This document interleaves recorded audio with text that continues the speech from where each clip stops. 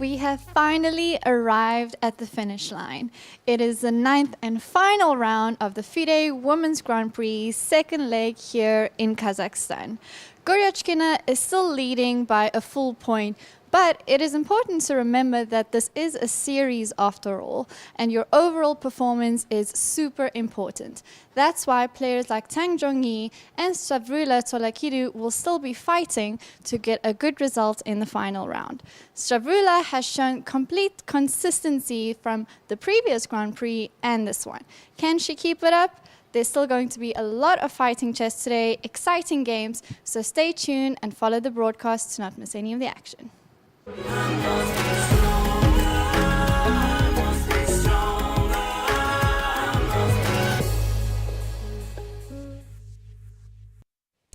Hello everyone, today is the final day. It's round number 9 of the FIDE Women Grand Prix 2024-2025 in Shymkent, Kazakhstan. And today we will be seeing who is going to be the winner of this second leg here in Kazakhstan. I'm your host, Irene Sukandar, and I'm still joined by my co-commentator, Grandmaster Evgenij Miroshnichenko. Miro, how excited are you today? Well, I wouldn't say excited, but I was thinking, in fact, like what are the feelings during the last round? Because as the commentator of a hard tournament, you think, okay, they'll be over, I'll get some rest. But also there is a little of a bitter feeling. It was a wonderful event, and you know, everything was perfect. The organizers took good care of us. So yeah, I'll be a bit sad when this tournament's done.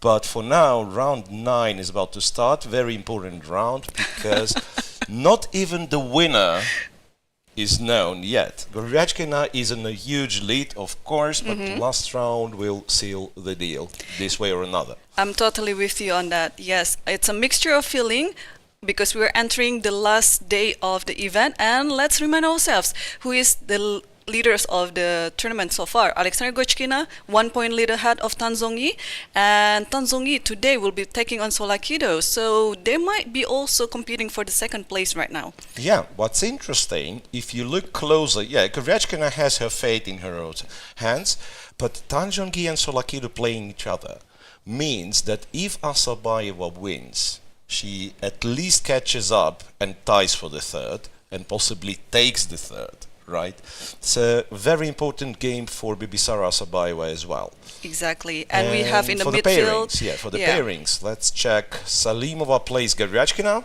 On the first board, yes. Yep, that is the game that we should be putting our attention more, and also on the game between Stavroula Tsolakidou versus Tan Zhongyi, because this is also another big game.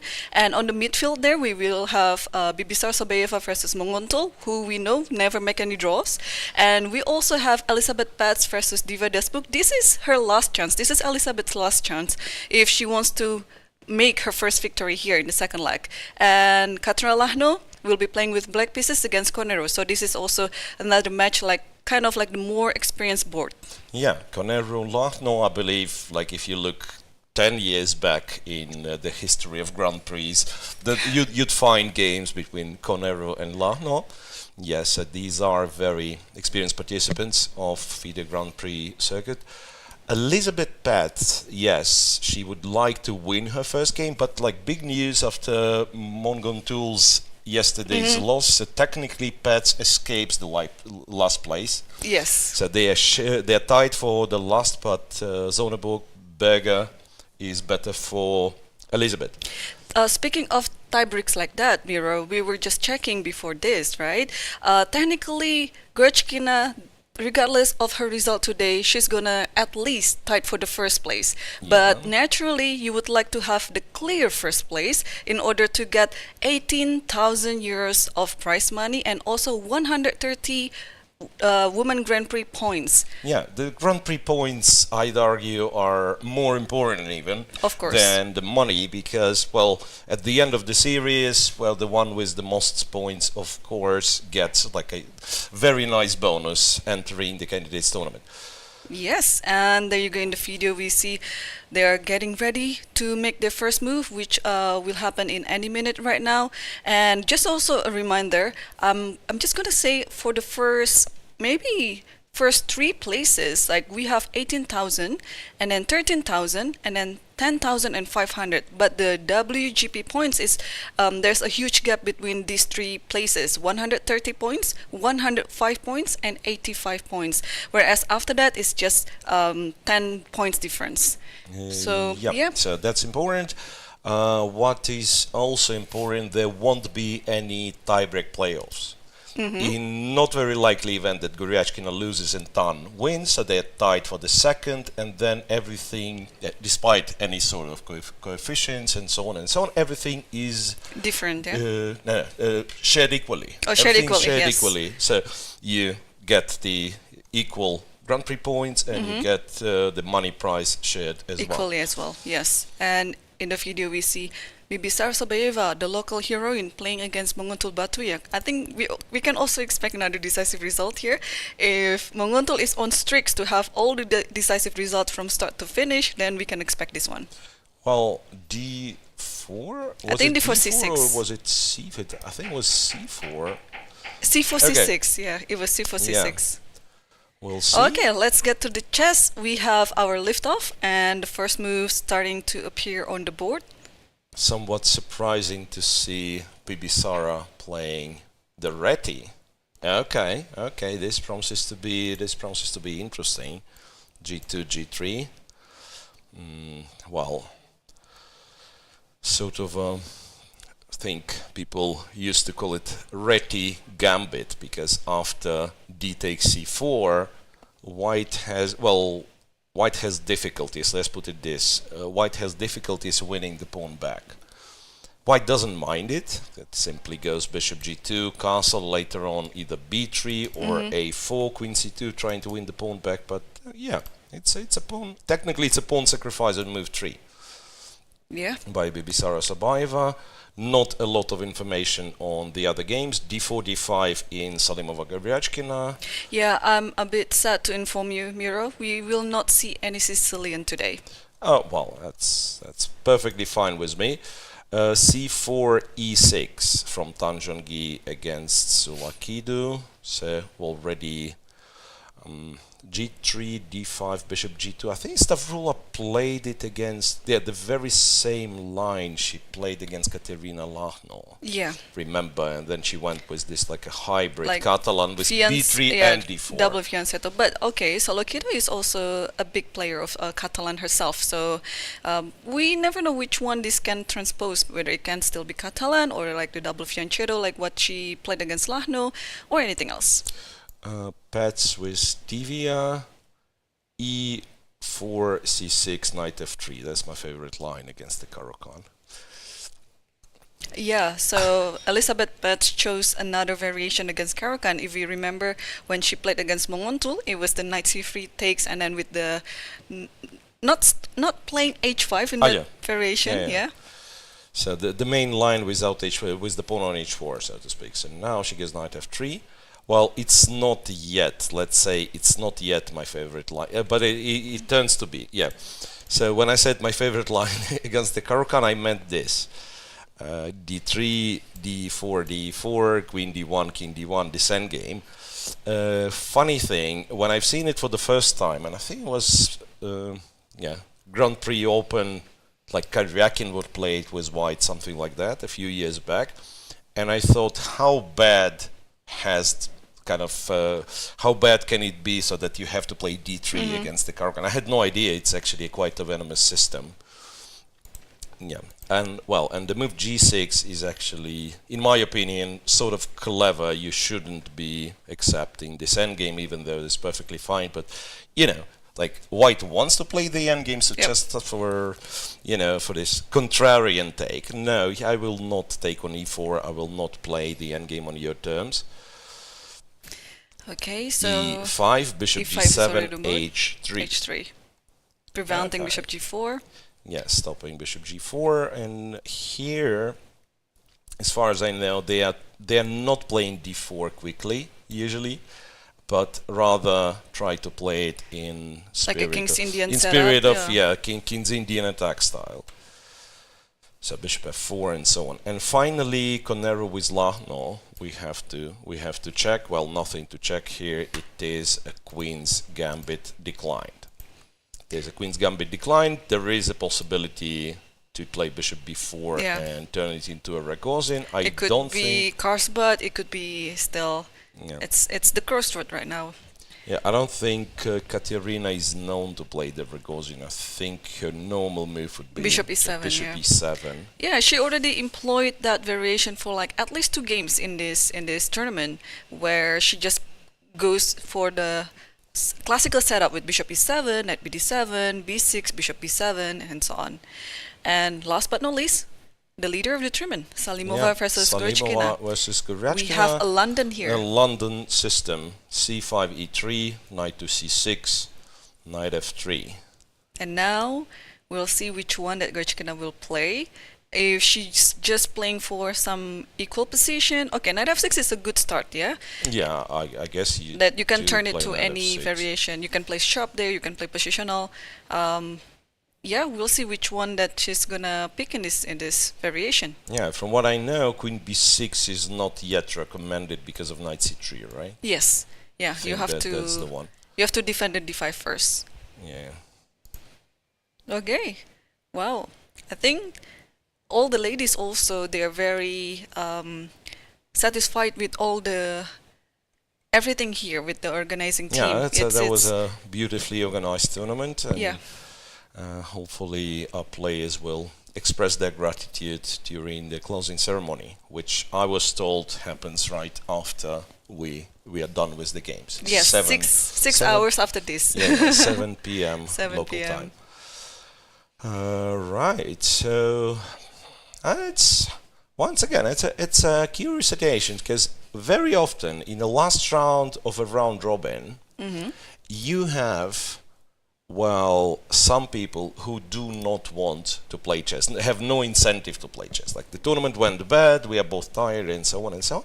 Here, however, like, yeah, Salimova with Goryachkina, it's a long rivalry from the World Cup, you know. Goryachkina is the leader, so of course it will be a game. Assaubayeva is very motivated, as we said, to win, to climb on the podium, on the pedestal. Tsolakidou, Tan Zhongyi cannot be more important game than this, because, as you said, it decides the second place, and the difference between second and the third is huge. It's 20 points. 20 Grand Prix points, so that's very important as well. Paehtz, Divya, this could be kind of, but once again, you never know, because maybe Elisabeth Paehtz wants to score her first and only win in this tournament, so there is a chance this will be kind of played on and not like a, you know. Yeah, I have a few funny statistics, or maybe not so funny, but it's just like the only player who hasn't scored any win in this tournament is Elisabeth Paehtz, and the only player who hasn't scored any draws in this tournament is Munguntuul. So we have those 2 players. And they're sharing the last place. They're sharing the last place. I guess winning is good, but also sometimes making draws is good. Would you like, I asked this to a few players, I have a mixed answers. So if you have 2 points, just like what Elisabeth and Munguntuul are having right now, would you like to have 4 draws, or would you like to have 2 wins? Which one would you prefer? It's better not to be in this situation. Of course. I guess everything, like 1 win would be nice, but 1 also, win and 2 draws. Yeah, but also losing less games would be nice. Yeah. So it's tricky, right? Like, I mean, no, I'm dead serious on this one. Now that I'm thinking, because well, Elisabeth has less losses, but also haven't won a single game. Yeah, for Munguntuul, well, a couple of wins, but then a lot of losses. So like, I think if you force me to have only 2 points, that will be my answer. So I want 1 win and 2 draws. Yeah, that would be ideal. Yeah. Yeah. Having 2 points is not ideal, though. Right, I'm checking Bibisara's game against Munguntuul. G3, knight f6, bishop g2, bishop f5, and an early queen d3 move. Yeah, it's possible. Queen b3, queen b6, if I'm not mistaken, this is what you can do, right? And once again, So if black captures here, then you take on b6. Black captures with the knight, then it's another story. And I perhaps have to mention this little trap. Yes. Pawn takes c6. And yeah, if black recaptures, then you take on b1. But after bishop e4, you have this trick, rook a7, c7, and the pawn cannot be stopped. Yeah, there was one, I mean, it's a famous trick, but there was one game, I guess, recently by 2700. I think it was Firouzja or somebody like around his level.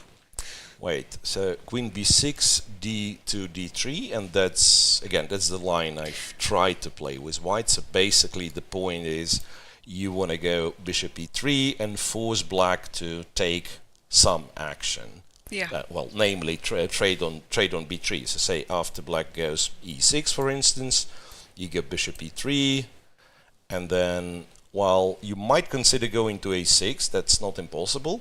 Queen c7 is usually not great in such situations because this queen will be under the scope of white's rook after, say, knight c3 and rook c1. So some annoyance starts. Or after e6, bishop e3, you can take on b3. And this line actually has some theory here. I believe, yeah, a6 possible. If I'm not mistaken, knight d7 is possible, strangely. Because if you take, I don't think b6 is great because knight d4, but what you do is like check, castle short, you quickly go rook a8, and somehow this pawn is not very important. I see. Yeah, that's such a nice theory there. Okay, so at least this one, despite starting knight f3, g3, and so on, is still sort of a theoretical discussion because back in the day, you'd be laughed upon when you play knight f3, g3, bishop g2. Okay, this guy doesn't want to study theory, just plays random moves. Now people understand that even here, it is of great importance to know your lines, to know what position you're aiming at, and so on and so forth. Goryachkina, by the way, has played bishop g4. Yeah, I was about to mention that, but I was so mesmerized by your theory explanation. No, I'm learning something. Do we know there's something here? Yes. Because usually, this is the most principle in my understanding. But usually this move comes after knight f6. So it might be transposition though, but this allows immediate c3, I guess, with the idea. Okay, I'll show you one nice trick here. Yeah, let's say we play c3, and then let's say we play knight f6. Yeah, and then this famous like Grunfeld type of trick like queen a4 or knight bd2, e6. Let's say okay, queen a4 right now, and then let's say you play bishop e7, and then bishop a6 comes. Bishop a6. Something like that. And then queen c8, knight e5 is there. Knight e5. And bishop f3 is bishop b7 first. So, yeah, so there's this nice little trick which, can easily defend it, of course, but it's very important knowing this trick, especially if you play in the blitz, because every move comes very fast. Yeah. But other than that, bishop g4 is a bit quite harmless. Can you play queen b6 here? You can, but now d5 is and I think queen b3. Queen b3, and again, I mean, I do not have like much of a knowledge about this position. Bishop f3 is, and again, like let's say after c4, queen c2, very often you would have the knight on f6 and the bishop on c8, and then this bishop f5 move sometimes works. Yeah. Right?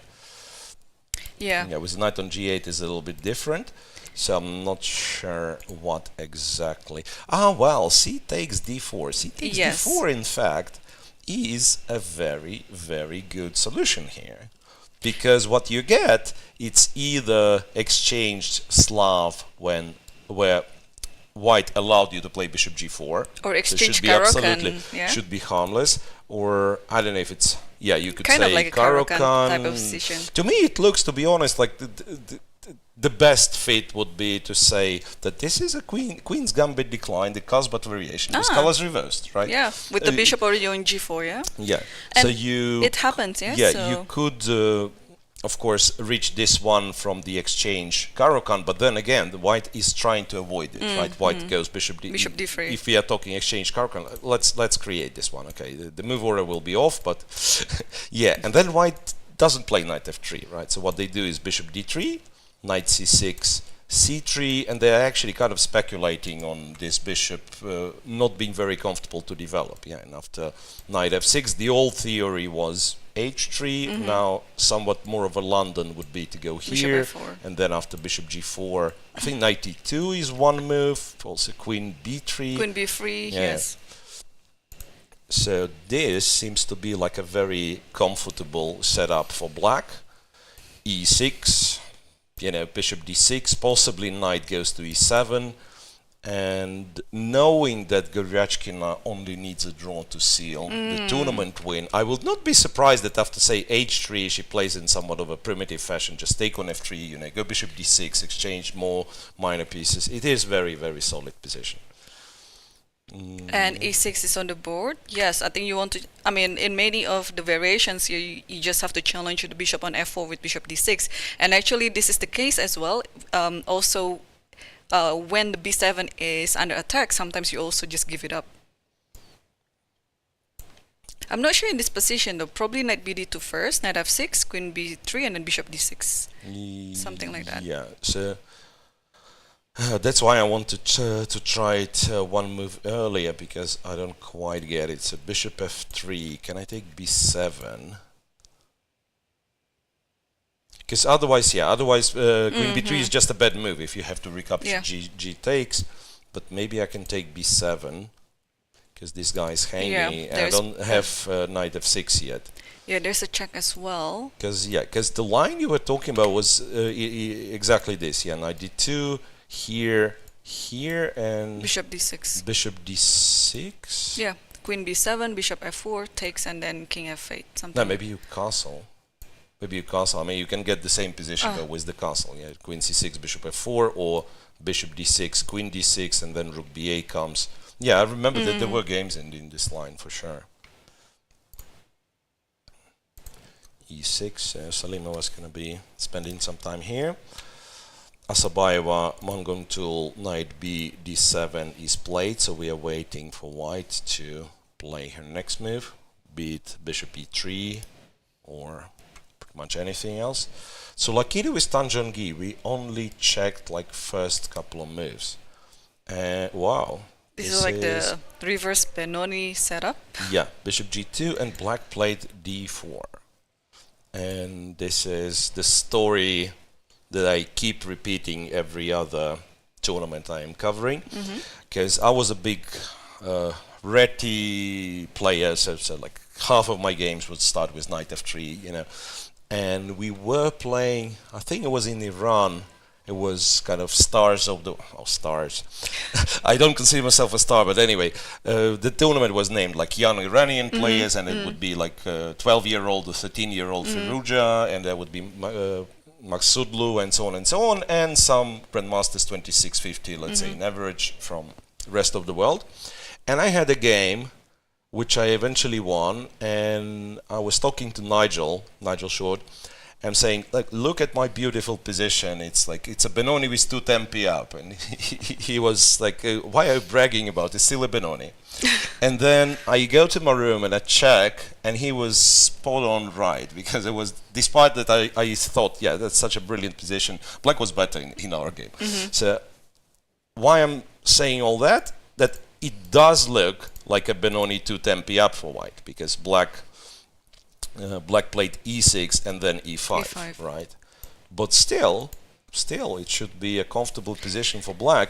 And to be honest, especially with this knight d2 move, because it makes it hard for you to go e3, and it makes it hard for you to go for b4. Yeah, it's a bit curious decision there, yeah? Because usually you would like to keep the knight on b1 first, and then try to do something either on the center or on the queen side, and decide later where the knight goes. But here, Stavroula is going straight to knight d2, knight b3. Knight b3 is a surprising move. Yep. Knight b3 is a surprising move, because, yeah, it's not not very often you see the knight on b3 in the Benoni. It must be, of course, a preparation, because otherwise this like violating the principle of this type of structure. So where Yeah, does but what do you do? Like Bishop e7 is on the board. E7 or A7? E7. Yeah, because I was thinking bishop A7 would also be possible, so that you control E3. But yeah, after bishop E7, E3, A4, I don't see a move for white. Yeah, I was thinking like maybe you somehow sacrifice? come up with some crazy piece sacrifice, but it just isn't there. Just isn't there. So that means after bishop E7, the A4. plan is different. A4. Yeah, you want to Whoa. play E3, but you're stopping A4 first. I think. Whoa, but this is like if I've ever seen, you know, dark square weaknesses, these are the ones. The B4 square is completely under black's control. So what do we do here if we are playing with black? The knight goes to f6. Is it a move? Okay. Yeah, like you and then bishop g5. I don't maybe? think there is any problem in going knight c6. But wait, what? Bishop g5? You promised to play e3. Oh no? yeah, e3. Maybe e3 is what you. Maybe e3 is what you want. Miro, a promise is made to be broken. Yeah, fair enough. Take stakes, and I think black is perfectly fine if it simply castles. But I was thinking, can black be even more ambitious and go bishop f5, so that after e3 or e4 doesn't matter, we take d3. Also, looking at your bishop f5 move, please, I have little knowledge about this righty setup. Can I try as black to go for long castle, since there is already an outpost on b4? Maybe I guess black is a little bit safer there. I guess like queen d7. again, if you get enough time, something like queen d7 long castle, And then so push that all the you're pawns, yeah. lining on the d file, and it's almost impossible for white to go e3 or e4. So the only worry that I have after bishop d3 is after bishop f5 is that something like that would actually be a serious compensation for white, like especially after bishop takes, you know, like rook here. But maybe c4 is hanging. bishop c4, yeah. And I Two wasn't pawns. sure. Yeah, I know. But the knight on g8, right? Maybe knight back to d2, or this knight to d2. Bishop d5, though. Yeah, maybe it's not enough. Like, there is some potential for jumping with white, yeah. And originally I was planning queen c2. And I think if after queen c2 you have to move or trade, there's queen d3, then it's yeah? great. Yeah, but there is queen d3 where I have to trade... the pieces, and this is something I'm not very happy with, even though even here, like some knight e5s could be the case. Like say I go bishop c5. Maybe it's time to do the castle now. But yeah? you go f6 or you go castle long. No. It's very speculative, this two pawn sacrifice. I like your bishop f5 move, really. Now, when I'm looking at it and I have the potential of doing the long castle, I'm naturally an attacker, Miro, so I just want to do this. But also, it's not clear, like if e3 doesn't work immediately, white has to play some really awkward moves to prepare it. Like, what do you do? Knight e1 to play e3 or what? Yes, it's very critical for white to try to play e3 and like go for these complications, because otherwise black just like develops somehow and stands better. So yeah, that's a good question, but also nothing wrong with simply going knight f6 and taking on e3. There's also another debate after say e3. Can black castle and play this position, because you still have your b4 outpost, right? d4 is safe for now, but sometimes in these positions d4 can become a target later on. So I'm just like not sure how white's supposed to do it. Yeah, maybe this one's also fine. Maybe you don't take e3, like go knight f6 and just castle. Yeah. I'm very curious on what Tsolakidou has already prepared here, because almost in every lines that we saw, black is just very comfortable. Yeah, black does absolutely fine. All right, so shall we check Yeah, Elisabeth Paehtz with Divya Deshmukh. Yeah, I was about to mention this game that Elisabeth was trying, or at least it's an attempt to switch this position to be Sicilian. Should black play anything else like knight c6, for example, and then we'll see this second move g6 in the Sicilian with the Alapin D4, approach. yeah. But d4 now we don't have the Sicilian anymore. D4, it's more of a, again, more of a some sort of King's Indian attack type of thing. I'm actually surprised with c3, to be honest, because, well, if you play g3, bishop g2, though, e5 is in danger, right? Knight c6 and so on. And if, let's say, you play g3, then playing the King's Indian attack position, you've also lost the tempo. And you've lost the tempo on h3, because later on, if you guys know, if you're familiar with what I'm talking about, later on, white goes h4. Right? Yeah. h4, knight d2, and so on. Yes, so h3 would probably be a waste of time if you're trying to switch the deadline. Over here, yeah, like white is one illegal move from from a very good position. If I'm allowed to play bishop c4, I'm so happy with white's position. With the bishop on f1, of course, it's not great. So I think naturally this bishop will have to develop to g2, yeah? Yeah, so now you want to develop to g2, but then the question is, what do you do? What do you do in the center? Do you take on d4? Or do you push it, or you just ignore it, yeah? Yeah, the feeling is like c4 is probably too slow, because Knight you c6. still have e5 pawn, yes, so black will attack it with whatever he has. C takes g3. Among other things, allows bishop takes e5, right? Because, yeah, sometimes you're worried about this check, but there is bishop d7 with a tempo. And knight e5, of course, there is a Queen check from a5. a5 and then pick the knight. So, yeah, this could be...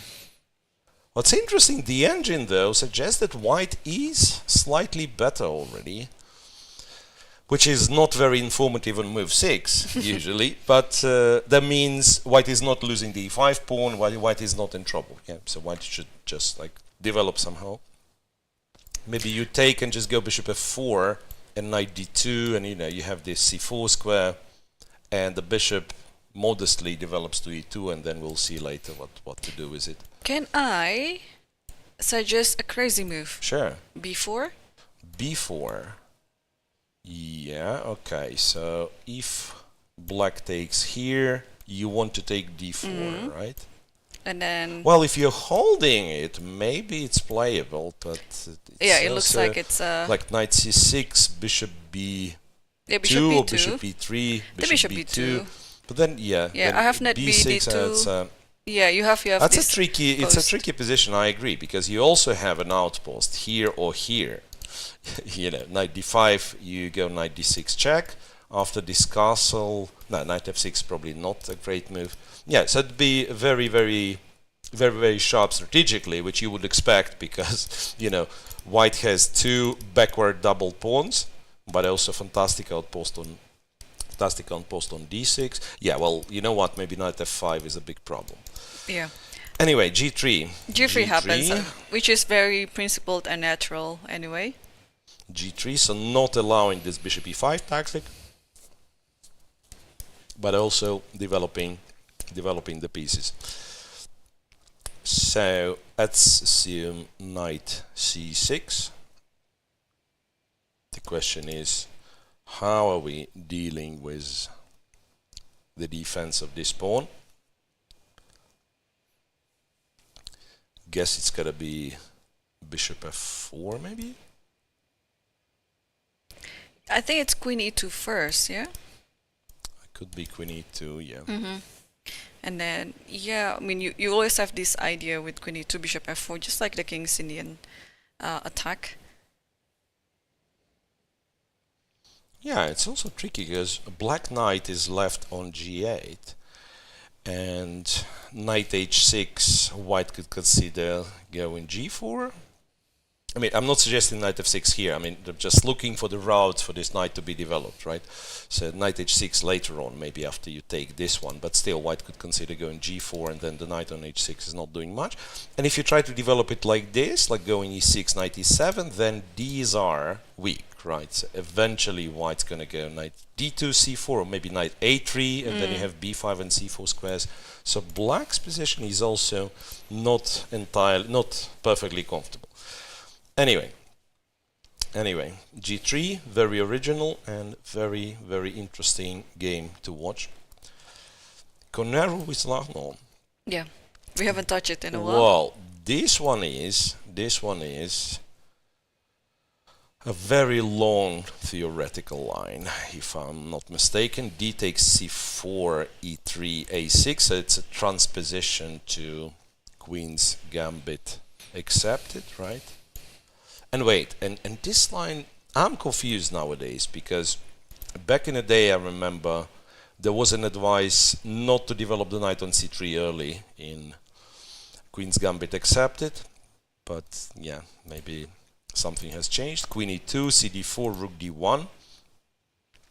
This was also played a lot at some point. I think bishop d7, queen c7 are the moves, but e5, yeah, looks like a bit of preparation and very forcing one. So black for now tries to keep the pawn defended. I think you can win it back by temporarily sacrificing the horsey and then go queen e5, right? So the bishop's pinned, there is nothing to defend this guy. Yeah, it looks like a prep. And there's already e takes d4. Yeah, I think we're gonna see this. Yeah, queen e5, variation. but I'm guessing like castles, rook d4, this could be like all prepped. Rook d4, I wonder if queen b6 is possible. Probably not. Queen b6. I don't like a5 after queen b6. Because carrying queen e8, queen a8, you're still somewhat more passive. I don't know, it could be still a theoretical line, of course. Okay, we'll see. So e takes d4 played. I don't think black has any other moves. Yeah, black already took the d4 pawn. E d4, yeah. So now black is not threatening to take, so theoretically you could play some other move, but black will castle eventually. So I think taking advantage of the fact that king is not castled and there is a pin, maybe you take d4 straight up. Also, you can choose to do it differently, yeah? Like knight e5 here. Or maybe not. It's just castle. No, you can, but it's well, it's a different version of the same, because it was a knight on d4 that you were taking with the next move. Now it's a pawn, but you still have to take it, right? So knight d4, yes. Koneru knight takes d4. Took the pawn. Knight takes d4. Knight takes d4. Yeah, I'm almost sure that there is some line, there is some way black just like equalizes, but we'll see. Yeah. Or maybe also in this position queen d6. Yeah, after instead queen of e5, castle. you can go queen d6. So you are trading the queens very likely, right? Now queen e5 is on the board, by the way, yeah. So yeah, I think queen d6, and then if I take d4, you take everything, and then we can move on to the next game. And you can go bishop e6, and you can say, I've seen you've done it against Goryachkina, the pawn on e6, and then you go king f7, rook c8, rook d8. Yeah, this is very solid. This is very solid, so let's just wait for like one more move from Kateryna after queen e5. Because after castles, rook d4, it can be a bit uncomfortable still, right? Knight d7. Yeah, they're delaying the bishop on c8 to move out. Yeah, it's a bit awkward there. I think it's better to, of course. Yeah, like if queen d6 works, then of course you go queen d6. I was thinking some other crazy move, but I don't think it's working. Like after it takes the right rook d4, there's knight g4. But queen d6 is on the So, board. Rook d4. Knight g4. Knight g4, yeah, it might work, but... But it's a bit too risky too. Like if No, it doesn't work. You know Does why it? doesn't it work? Because bishop f7. ah, Then if you take with the rook, It's a the check. queen gone with a check. If you And take the- with the king, I thought, well, yeah, queen h5. yep. Queen h5, if g6, queen h7. So bishop f7 would win a pawn in this case. Black would have to go king h8. Yeah, so Lagno just played queen d6 and Queen d6, yeah, looks like a prep, looks like a very, very solid position for Kateryna Lagno, and we can move on. to Bibisara and Yep, let's check Munguntuul. Bibisara and Munguntuul. Alrighty, after knight bd7, bishop e3 was played, and interestingly, black captured c4 with the pawn here. D takes, queen b3, a b3. Interesting. So, computer likes black. However, there is still potential for some, for some problems on the queen side, even though, yeah, you would probably prefer to have the pawns on d3 and d5. So it's a well-timed exchange on c4 then by Munguntuul. And she already played the next move, by the way. It's e5. After all the captures. e5. So a7 is not You hanging. cannot take because the knight is still hanging on b1, but you can get knight c3. And maybe this is the time for bishop to go to c5? No, e5 is hanging. But You b3 can, is there'll hanging be too. b3 hanging, so Yeah. Why not then? bishop c5, well, white can attempt to do this, but then you take Takes- e3, and take knight f2. d7, and you take f2, and yeah, white's not happy for sure. So bishop c5, yeah, bishop takes, knight takes, maybe b4 here. I actually like the way it looks for white, because now knight b3, rook a3, white's happy, No, hang on. There's knight d4. but If you do that. e5 is hanging. Right? Knight c2. Yeah, I see. Knight d4. Ah, yeah, and you're saying like if I take d4, okay, castle maybe. Potentially rook a1. I understand it's knight c2 here, but yeah, after castle once again e5 is hanging. So it might work, but also what's the reason like not to play a6, plain and simple, and then go maybe bishop b4 or bishop d6, king e7. So kind of you don't have to rush with all those tricks, even though they might work. Well, Munguntuul seemingly got a good position, but she has started to spend the time already, while Bibisara might be still in some sort of a theory. Tsolakidou has played knight e1 after bishop Yep. f5. So Tan played your move Bishop there, f5, bishop f5. yeah, the kind of prophylactical move against e4, and Tsolakidou has played knight e1. I don't like the way it looks for white. Let's just go here, right? Well, you know what? After knight e1, I'm very tempted to suggest this. Yeah. Like combining your idea of long castle, because there is a plan with attack on this king. I'm just not sure if we need to castle for this, because strangely it might be that like some king f8, if you need to touch the king at all, maybe king f8, but h5 in order to open the h file makes white's position even kind of less pleasant. I don't know if white has to react by going h4 herself, or maybe e3 and just like playing it this way. Takes. This could be a fun idea. Like computer taught us that Any move pretty much in possible. any position you can push your rook pawn, and it's a clever move, right? So maybe h5, but it's a bit of a craziness, of course. Like if you want to be reasonable, you just go knight f6 and you go on like that. I wonder if white wants to play f4 in these positions and not e3. That could be an idea, just realized. So you go knight e1, you go f4, and then maybe go back to f3, and you try to exchange this pawn and put some pressure on the d4 pawn. Yeah, maybe still not as bad for white, but nah, I don't like it. Don't like it. Yeah, it's gonna be quite a long strategical battle here. Would you like to switch to Goryachkina's game? Yeah, let's check Goryachkina again. Ah, it's very, very simplistic. Knight b d2, bishop d6, bishop d3, so white's not even like trying very seriously. Castles, bishop h5, rook e1. I guess, like since she played bishop h5, bishop g6 has to be the move. Well, one thing you could debate doing is going for, you know, f6 e5 plan. I don't know if f6 is a great move right now. Now maybe you still kind of castle and so on. But in principle, f6, bishop returns to f7, and then going for e5.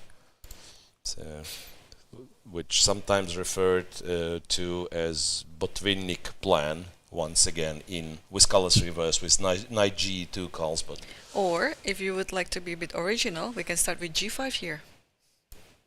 g5 I thought of, but there's still knight e5, right? So a move like queen b3 seemed a bit annoying to me, because now g4... And now, I mean, I'm going to play f6. To do it this way and be fine. Rook b8. Be fine dropping this pawn, right?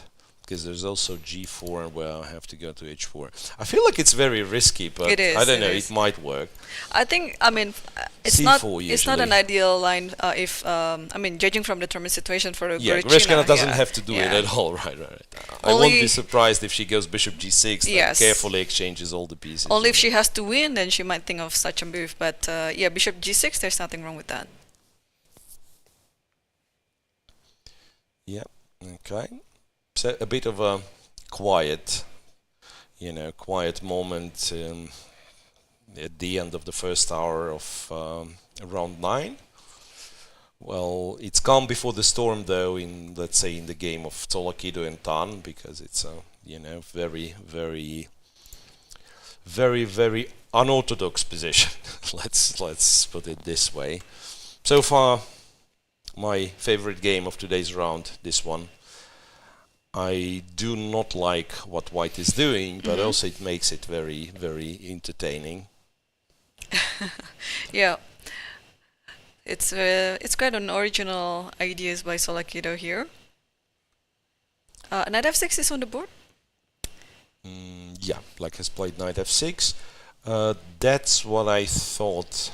Yeah, like h5 is a thing in itself, but knight f6 I thought is helpful. For instance, in the case of f4, you just don't have to think, you can push the pawn, and it's just great.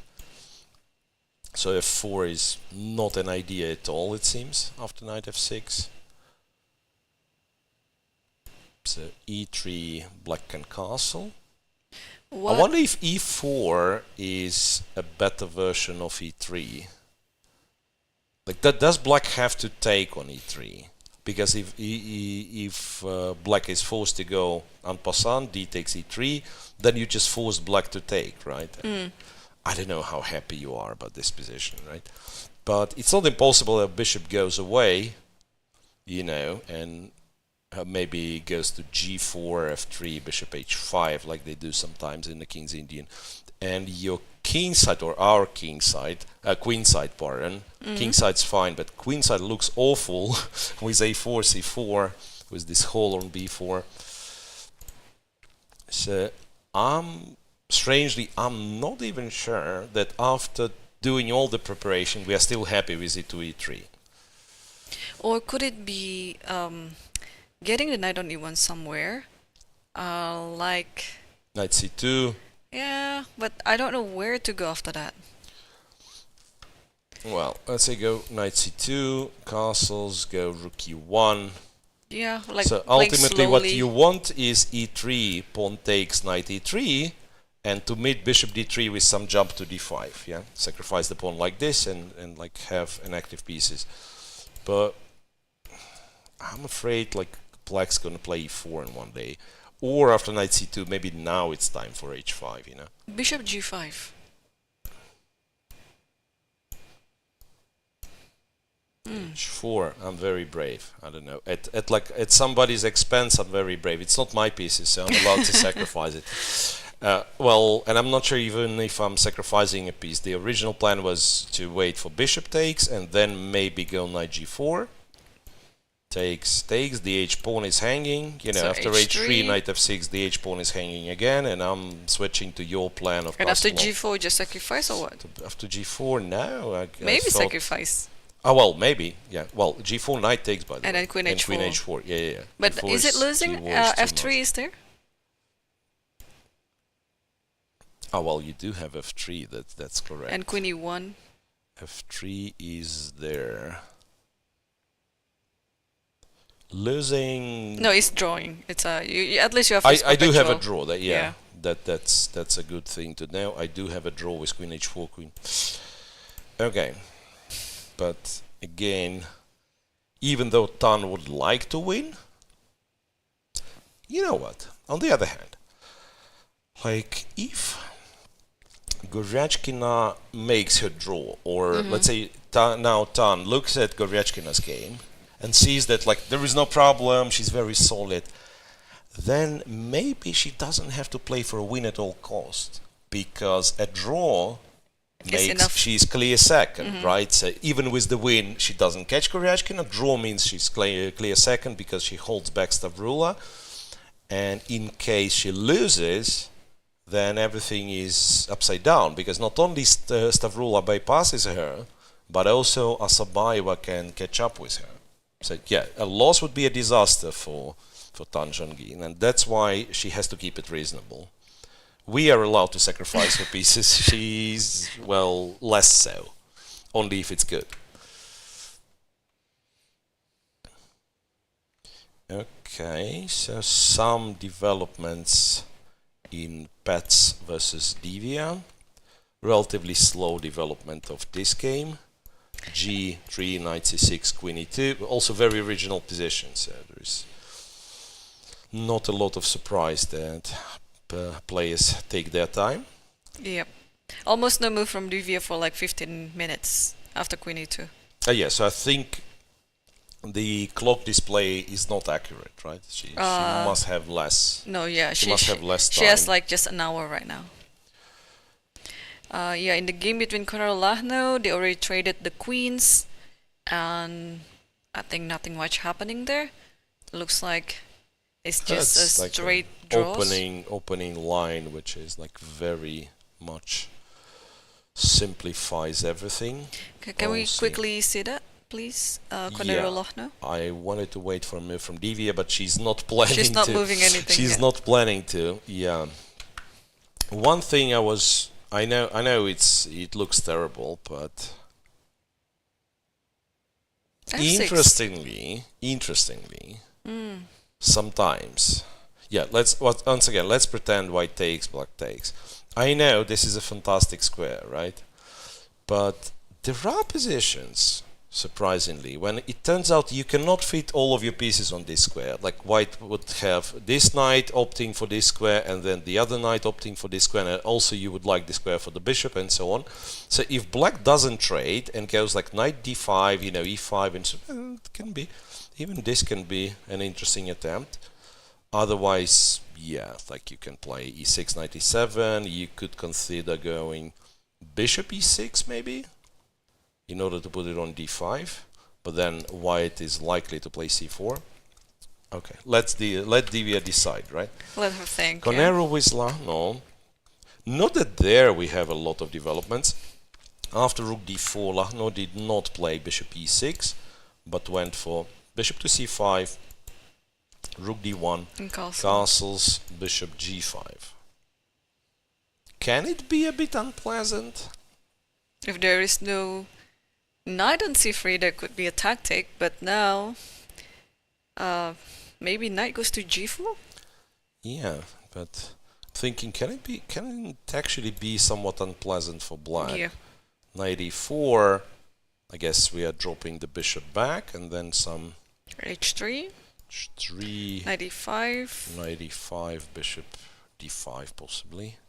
So maybe black shouldn't react to bishop g5 and then just continue developing the pieces. One thing would be to still go like bishop Yeah. e6, but then I wonder what's that.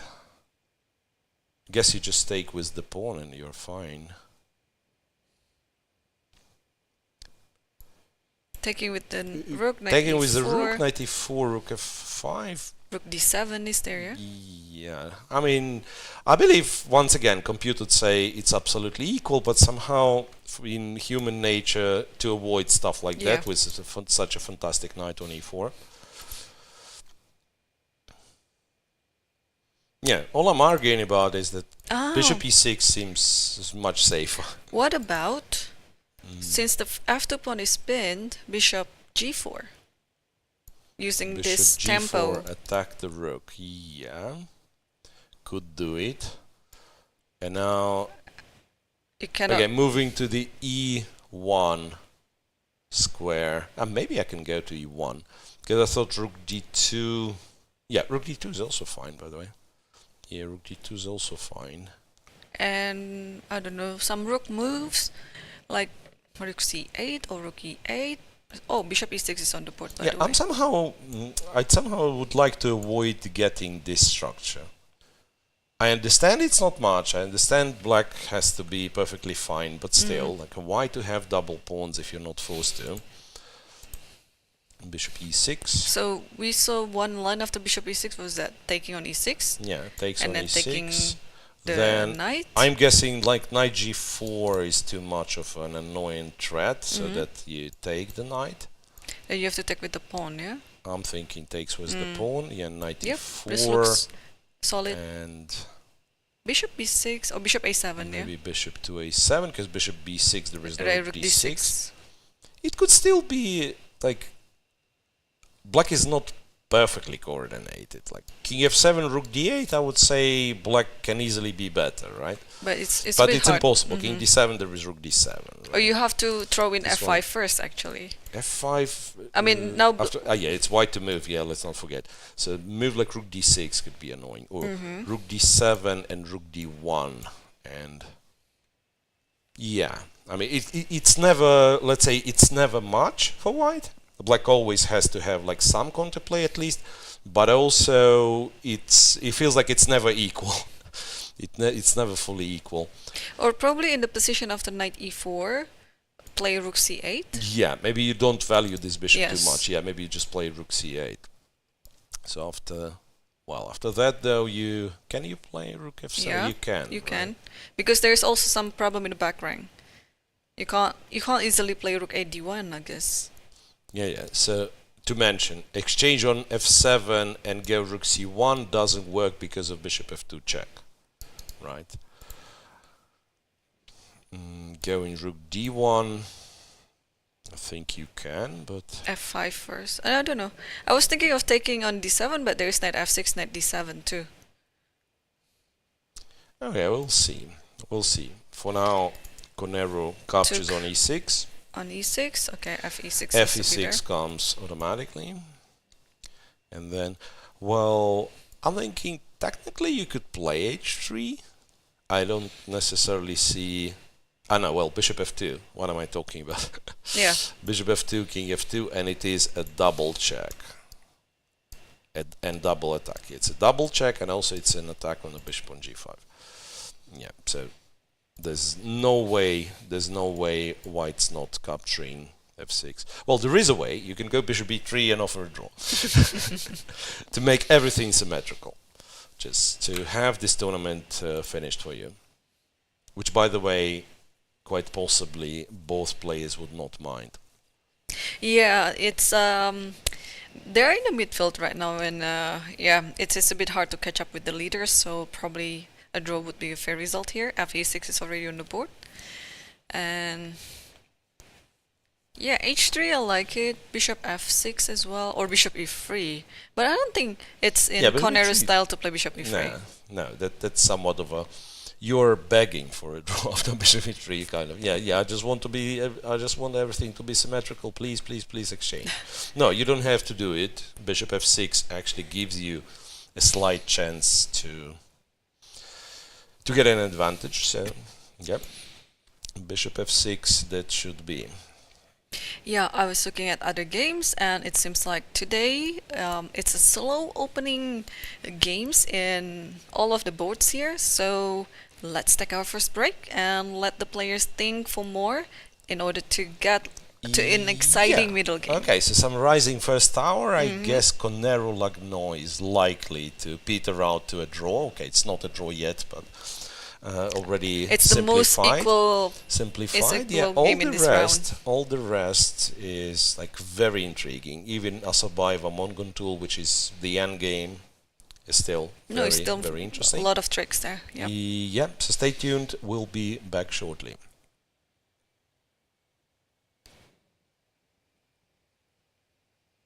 I guess we are not getting the break.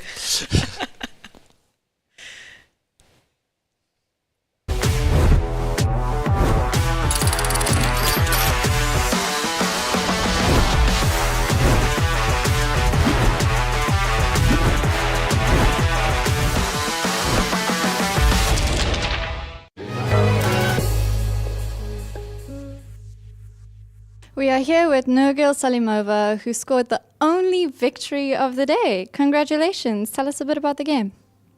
Thank you. Till some point it was a pretty cool game, I would say. It was more comfortable for me. The opening went well for me today. And yeah, it all looked calm till she played some move c4 and entered the rook endgame, which in the time trouble I was not sure what's the evaluation, but later, like luckily it was like around 48 moves, so I spent some time and tried to create some problems, and luckily managed to create. She could save, but it was not easy to find. So yes, I'm happy with my first win here. And Munguntuul actually had her second white in a row, and she played this exact same line yesterday against Goryachkina. Were you aware of that during the game? Yeah, of course. I was very surprised that she repeated like everything same, and I changed actually with rook c8 instead of f4, I think. And she was playing very confidently and just repeating everything, and I was the one who forgot. So I played something else, but okay, it's just, I think, already a pleasant position for black, so it's not very critical, I think, what's the exact move. And yes, it just went well. So you knew about f4, you forgot about Goryachkina's f4 yesterday, and this is why you strayed with rook c8. No, I remembered f4. I didn't remember what was after that. I remembered f4, but since she just looked extremely confident, I also didn't want to play f4, and I knew that it's not the only move, and I just found something and something else. And you've been playing in all kinds of top events this year and last year. How does preparation differ from other events compared to Grand Prix? Well, only candidates was different, I think, because I prepare more or less the same for all tournaments, for all my games. Actually, of course, here I am with the coach, so that's different. And candidates, okay, you start preparation a few months before, you know all your opponents' colors, everything. So it's a bit different. But this one, well, I think it's important to have someone, a supporter, to check the lines and be there when you are losing games. So I think this is the critical thing, that most of the open tournaments, for example, you go alone, you can go alone. But here I think it's more tricky. Yeah, that's probably not the only, but the big difference. And it's an interesting point about the candidates, because you have a few of your candidates' opponents here, Humpy, Lagno, Goryachkina. How has it been facing them again all these months later? Well, I'm used to facing them now. Of course, it's always very exciting playing against them. It's like they're top players forever, always. So it's a challenge. Against Lagno, I also played in Global Chess League like 1 month ago. So also in Astana a few months ago, FIDE World Rapid Team Blitz. Yes, so yes, we have many games this year. And well, each game is different and new challenge, new preparation. They're playing in these elite women's events. What would you like to see for the future of women's chess? More tournaments for sure, but not only for top female players, but also for top talents, young girls. Like I don't think you need to reach a certain level at a very young age. Let's say at 14, you don't need to be 2400 to be getting some conditions and invitations. I think young talents, not only girls, of course, just young talents should be supported. I don't know if only by federations or just in general by organizers.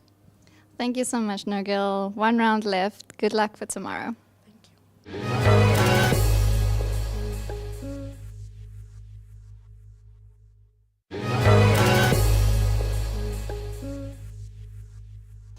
Round 8 just ended, and we're here with Divya Deshmukh and Stavroula Tsolakidou, who just played an almost 5-hour game, drawing the game.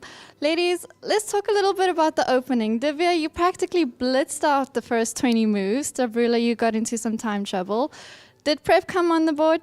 Yeah, I think I was in my prep till around move 21, and after that it just went downhill. There was this interesting position, the critical one with d4. So now, Stavroula, you spent 20 minutes on this move. Tell me what your thoughts were. Well, first of all, I haven't checked this recently at all, so I think it was the wrong decision of me to enter this anyways. So bishop takes b1 seemed quite risky to me, especially if I don't know the line too well, because d takes c5, the position opens up. I understand it's objectively the best, but I guess I wanted to avoid all her theory. Well, but then and bishop takes f3 seemed less risky. Yeah. Of course, I got a worse endgame, and it was quite hard, but probably bishop e2 was not such a good move, and then maybe I was playing for the win at some point. Yeah. Which was unexpected. And Divya, after d4, were you hoping for bishop takes b1? How well were you into this line? I was okay either ways. Bishop b1, I was trying to remember my prep, but I think I was quite comfortable. And then the rest of the game was also quite crazy. It seemed drawish, but actually black missed a few chances. You had multiple advantages. So tell me about how it played out. Yeah, I think I had an advantage at several points. I don't know about the end game though. Maybe I had a better way of playing. Yeah. Earlier also I didn't have to give away d5. I think I could have kept it and then maybe I had a better chance. Yeah, a lot of things happened. So right now my brain is a bit foggy. Of course, after such a long game. And for you, Divya, remarks on the rest of the game? Okay, after my prep ended, it just started going down and down and down.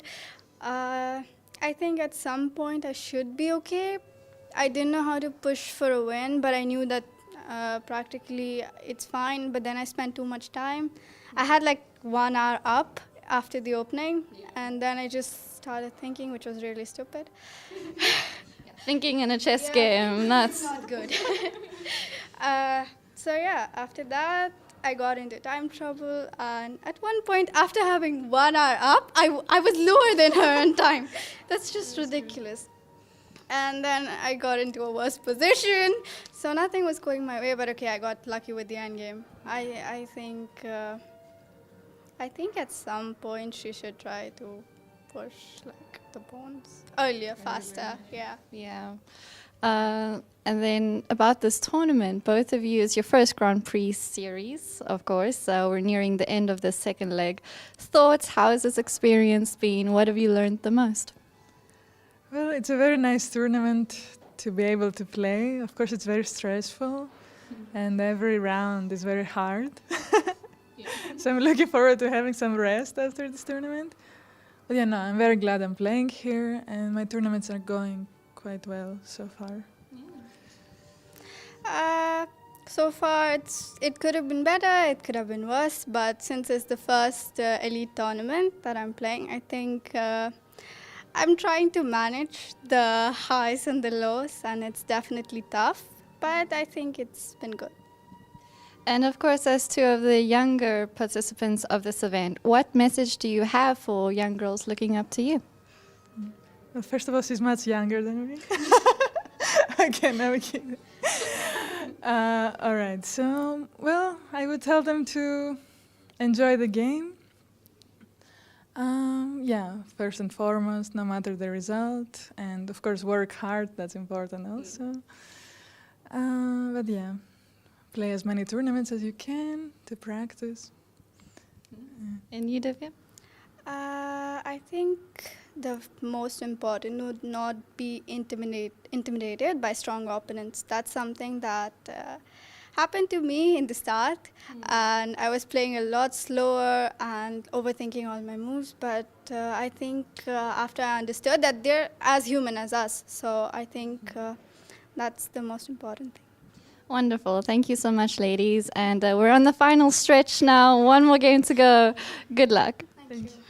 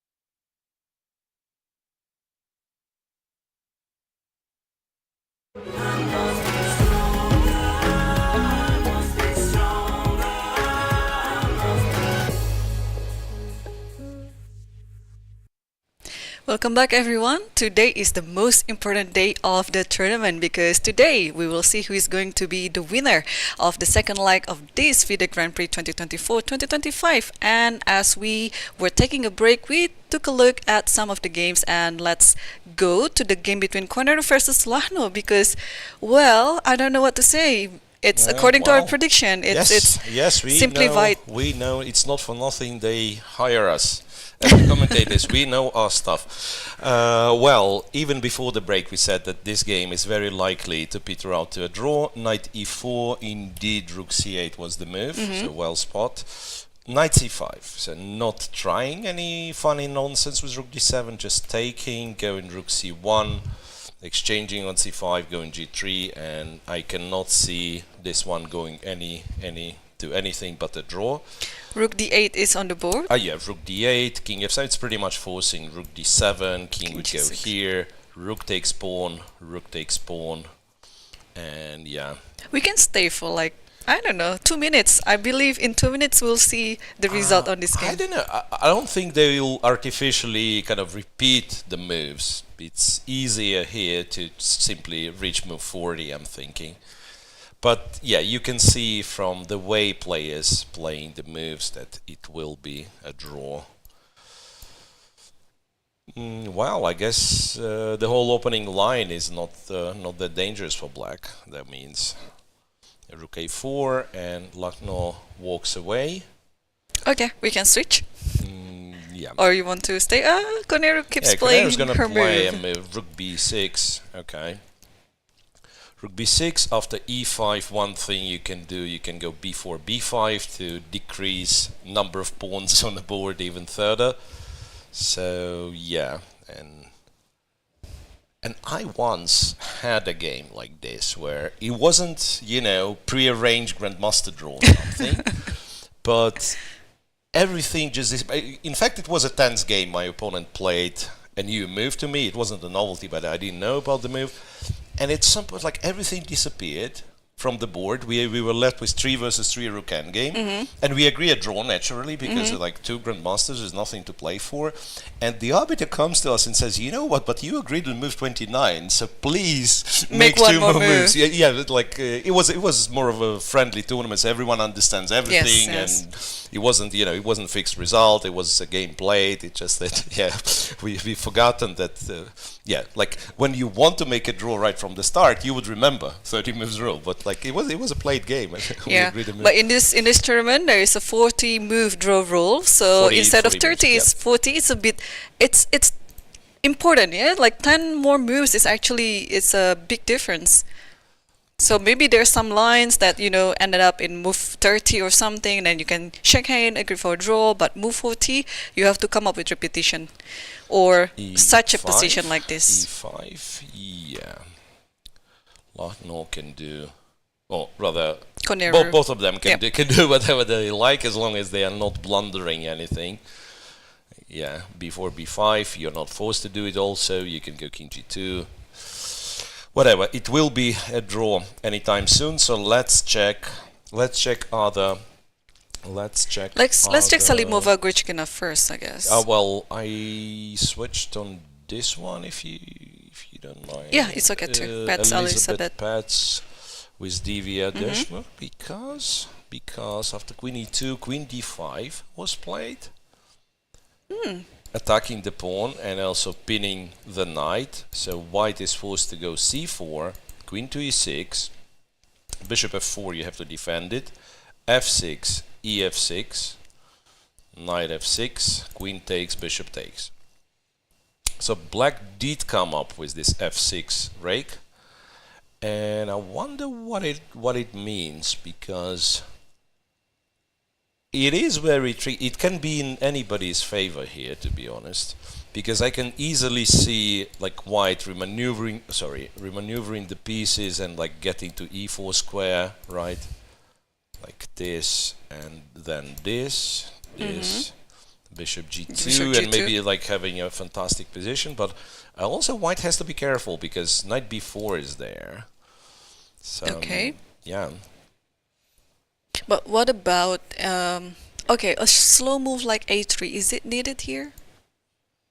I don't know. You could, yeah. Maybe it's a reasonable move. In fact, like to stop worrying about knight b4 at all.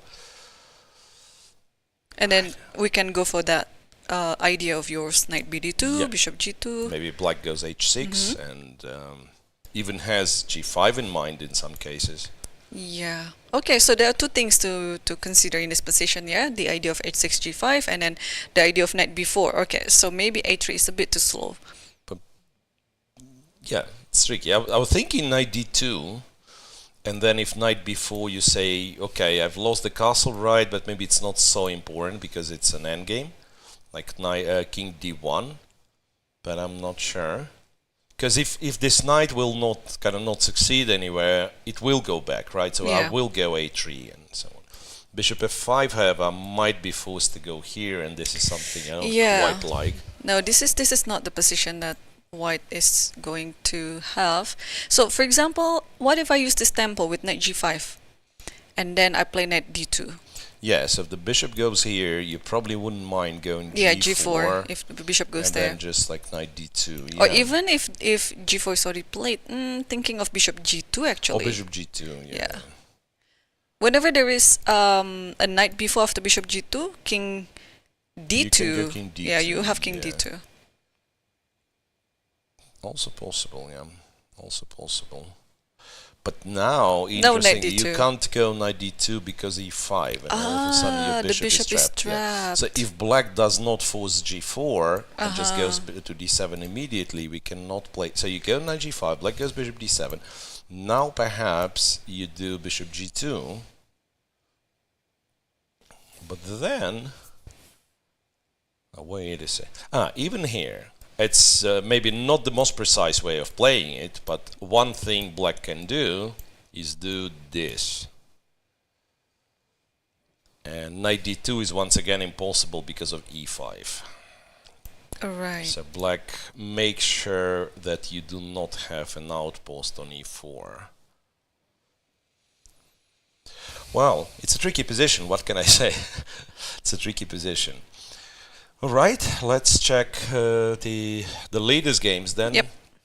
Start with Salimova against Goryachkina, right? Yeah. Nothing much going on. Nothing. Yeah, this is the Yes, exchange. castles, queen Caro-Kann e3, position. bishop g6, exchange on g6, and g2, g3. So just what do you call it? The usual Carlsbad thing.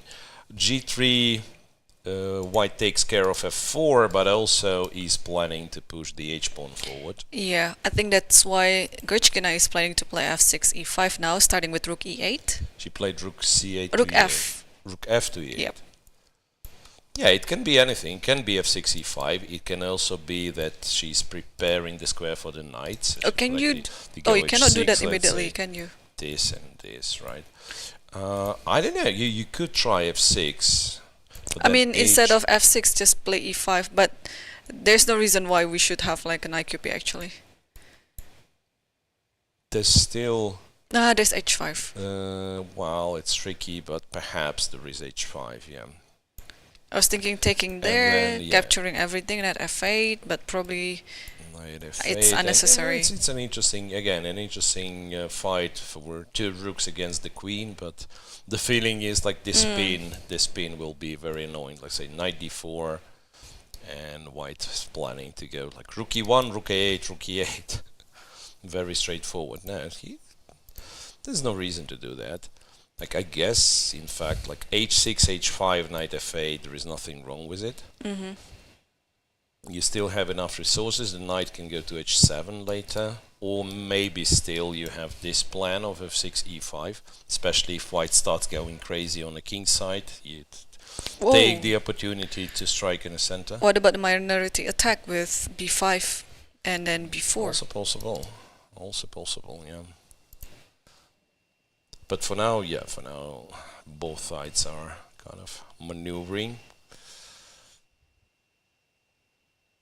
If white wanted to stop e5 kind of for all, you can clear knight e5 yourself, I'm guessing.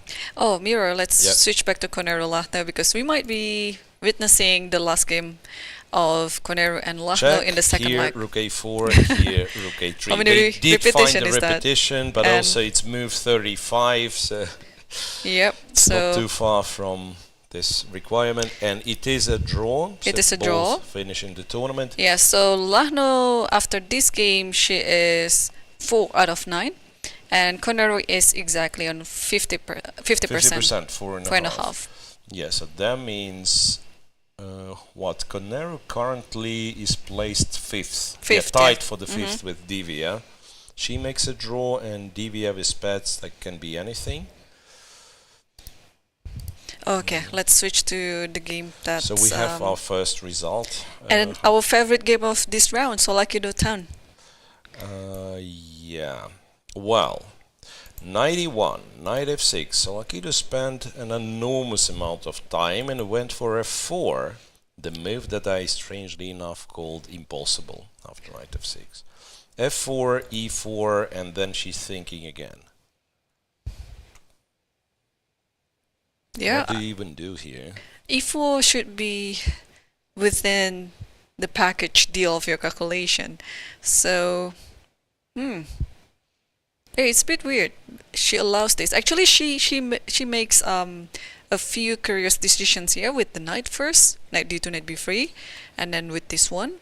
But okay, let's think about this. Maybe she wants to attack the d4 pawn by taking e4 now, and then knight f3 back. I guess bishop takes. And then knight f3. Knight f3, but okay. The thing is, like with all these weaknesses that white created, black might be absolutely fine just giving away this pawn, right? Like, say, go castle, Takes with knight d4, maybe knight d4, queen d4. maybe queen d4, and even then, just take here, go bishop c5, d3. e3, yeah? And rook d8, rook yeah? e8 or rook d8, Yeah. yeah, maybe this rook to d8. Feeling is like white's never better in this Yeah. in this position. Can easily be worse, but never better. Ah, I have another crazy idea for you. What about white plays g4? Well, it is a bold move. What can I say? It is a very brave move. But maybe, you know, desperate situations require desperate measures. Maybe g4, because at some point I actually thought of h3 g4, but then black is very happy to play h5. Or in this position, maybe just e3, yeah? H3 e3, yeah, but I understand you're kind of winning long term, but who knows? Maybe like some knight c2 can will you be able to defend this one? Yeah, probably still bad. Can be Yeah, probably tricky. still bad. Yeah, so g4 is a legit try. Yeah, let's say bishop takes. We take on With the pawn. e4, and at least there is like a lot of disbalance in this position. Yeah, I agree. It could be that black is like close to winning, but also like it's very sharp. And white, yeah, in a way, white has some squares for the pieces all of a sudden. So I'm actually wondering, is there any other move after g4? I don't like to take with the knight because this comes with a tempo. Oh, she played knight c2. Knight to c2. I'm actually wondering, Knight c2. in such a position, yeah. whether g4 is a legit move to try. Knight c2. Computer actively dislikes knight c2. After knight c2, in Engine's opinion, the position is pretty bad for white. I'm not sure what the move is, because part of me wants to play e3, but then of course you have to prove that you have enough compensation for the pawns that that white's gonna take. Ooh. It's d4 and e3. Miro, Yeah. I'm ready to play the next Grand Prix. g4 No. is the move. Yeah, after e4, g4, yeah, but seriously, the way it looked, g4 had to be played, but after knight c2, I mean, it's still better for black, but this is Yeah. the best try that white yeah, can try. after knight c2, what black has to do? If you could check. Oh, Simply take d3 and go h5, or? name any good legal moves. So h5's good, Good, I guess. it's good. Castle short is It's yeah, good so as it's well. just a bad position for Queen white. d7 is Yeah, good, yeah. yeah. It's a bad position for white. That it's... Yeah.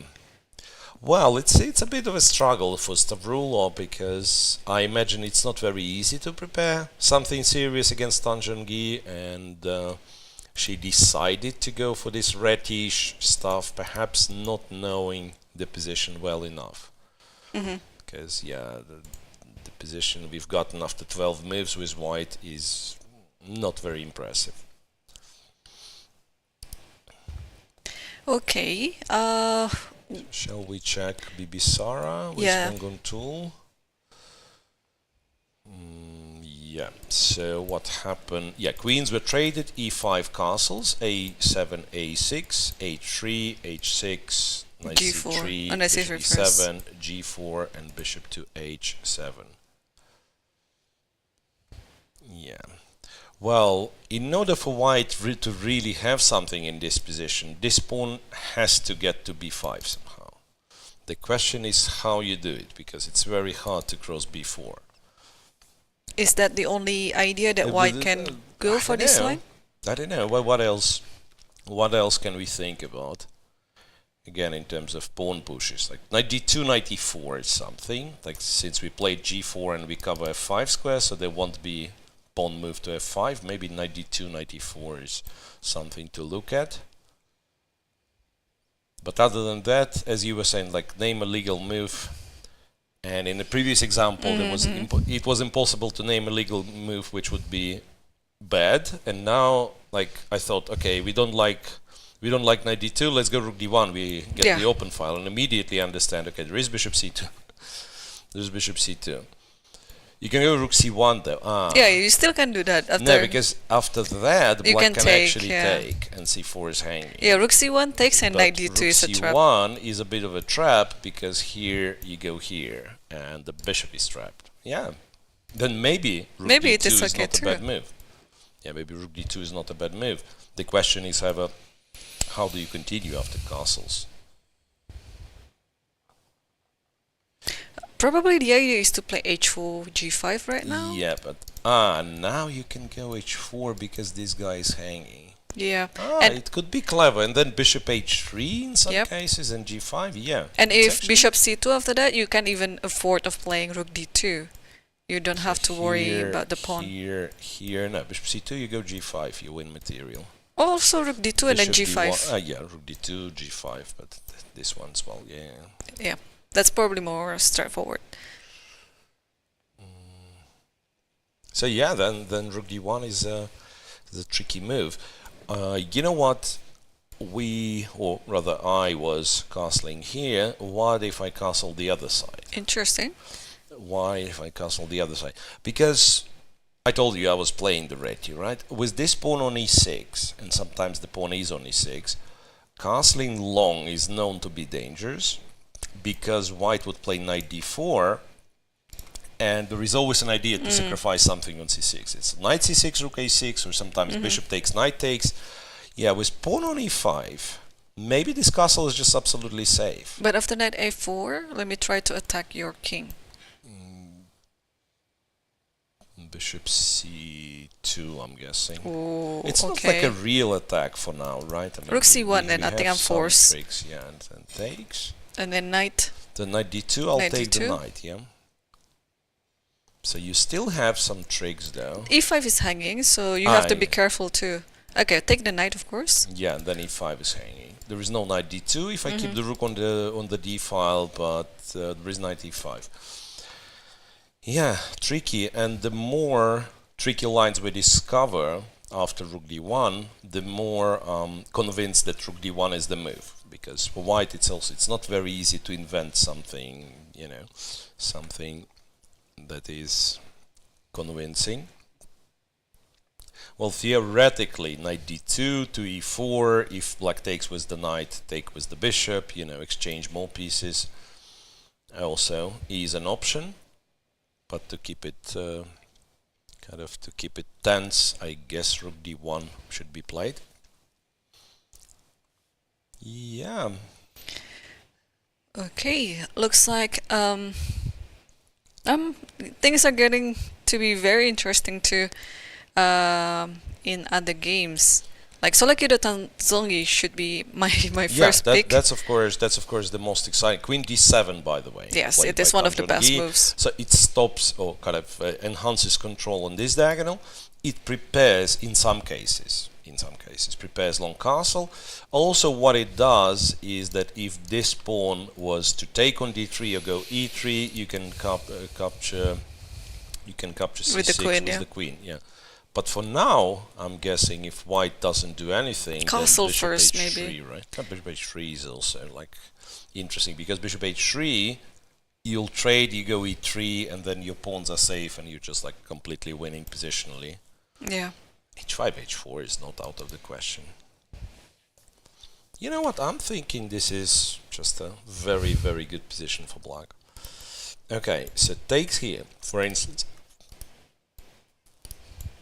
Bishop takes, and then be it good or bad, but it seems white has to take d4. And this is maybe where you castle long. Right? Because this is still a pin. So you castle long, and if white doesn't have bishop e3, which he probably does not, if white has to play e3, it's a terrible position. I mean, like you have close to zero ideas with white. I don't even know how you play it. Like black just goes h5, h4, Yeah. and checkmates. Looks very passive for white.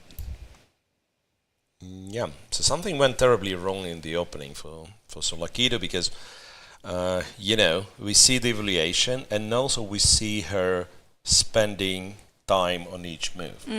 So sometimes, yeah, you made a strange decision, but at least you know what you were going for, so you had a plan or something. And this seems to be, you know, just a set of random moves.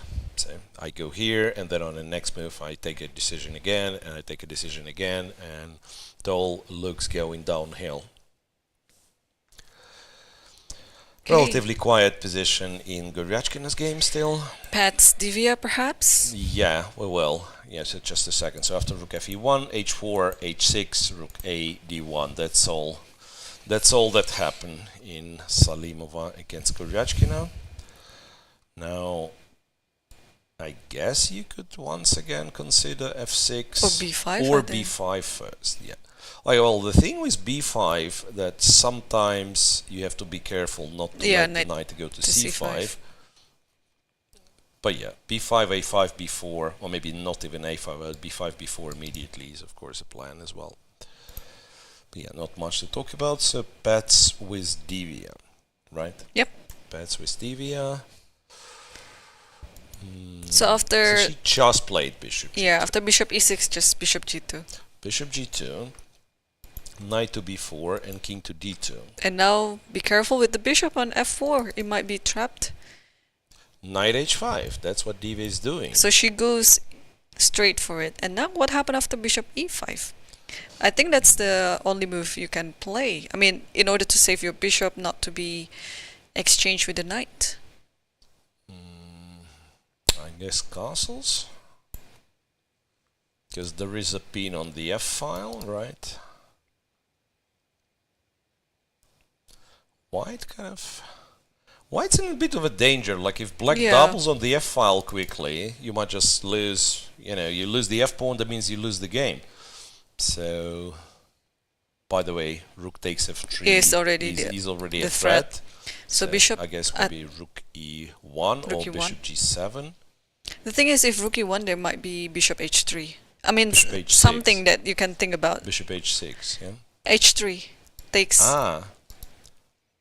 Bishop h3, yes. Also bishop h6. But also bishop h6. Also I just realized that bishop h6 is an annoying move. Yeah, I think that's better. So after that, yeah. Oh, then there's bishop you can h6 go bishop h6 immediately, which is even cooler.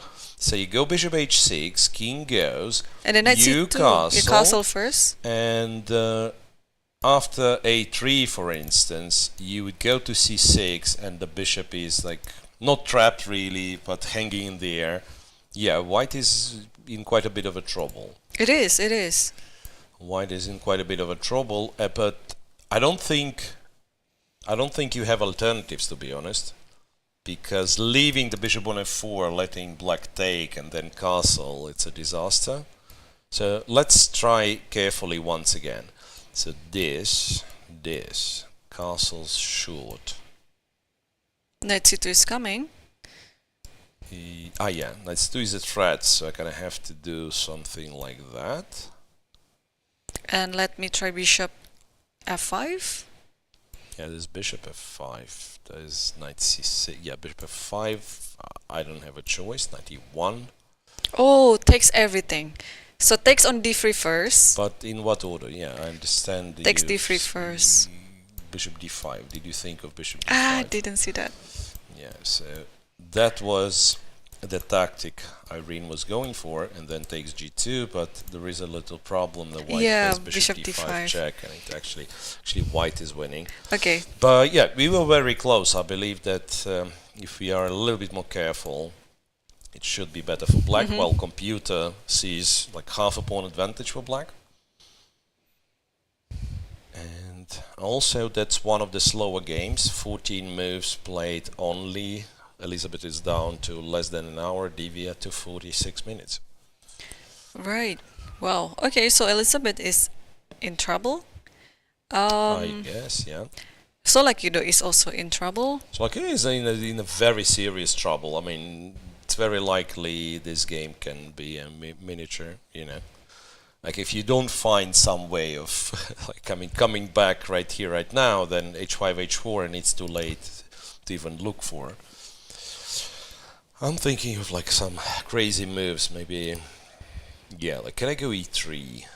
I know it's not the greatest, but so Okay, if I'm calculating. if black takes d3, I'm planning to take here, and it's very similar to if I would take and then take on d4, right? But maybe I'm getting like a tempo with white, which is more important than the pawn.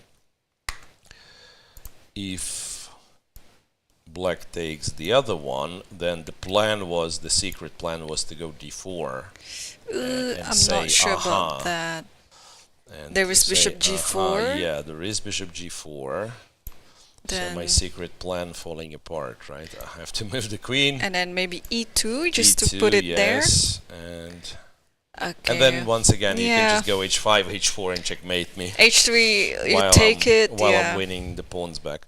No, I mean I'm almost sure I'll have to take on e2 at some point. Or and just maybe sacrifice an knight exchange. b4 now. It's the I Knight don't know. b4, I don't know yeah. about that. Takes bishop d2 could be actually, and then there's e3. Yeah, like, Yeah, you can show it. Bishop d2 and then e3. What a what a position. yeah.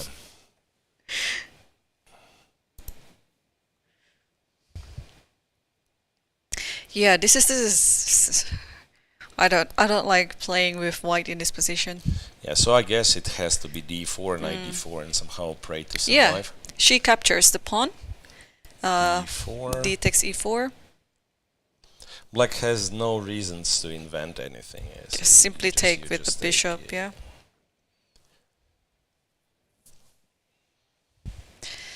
Right. I think Tan is not on the board, so we can switch to the other game while waiting for her to come back. Yeah, it's not that many entertaining games, to be honest. So that's the only one that is like really something huge is happening right here, right now. Well, Paehtz' game being the closest rival.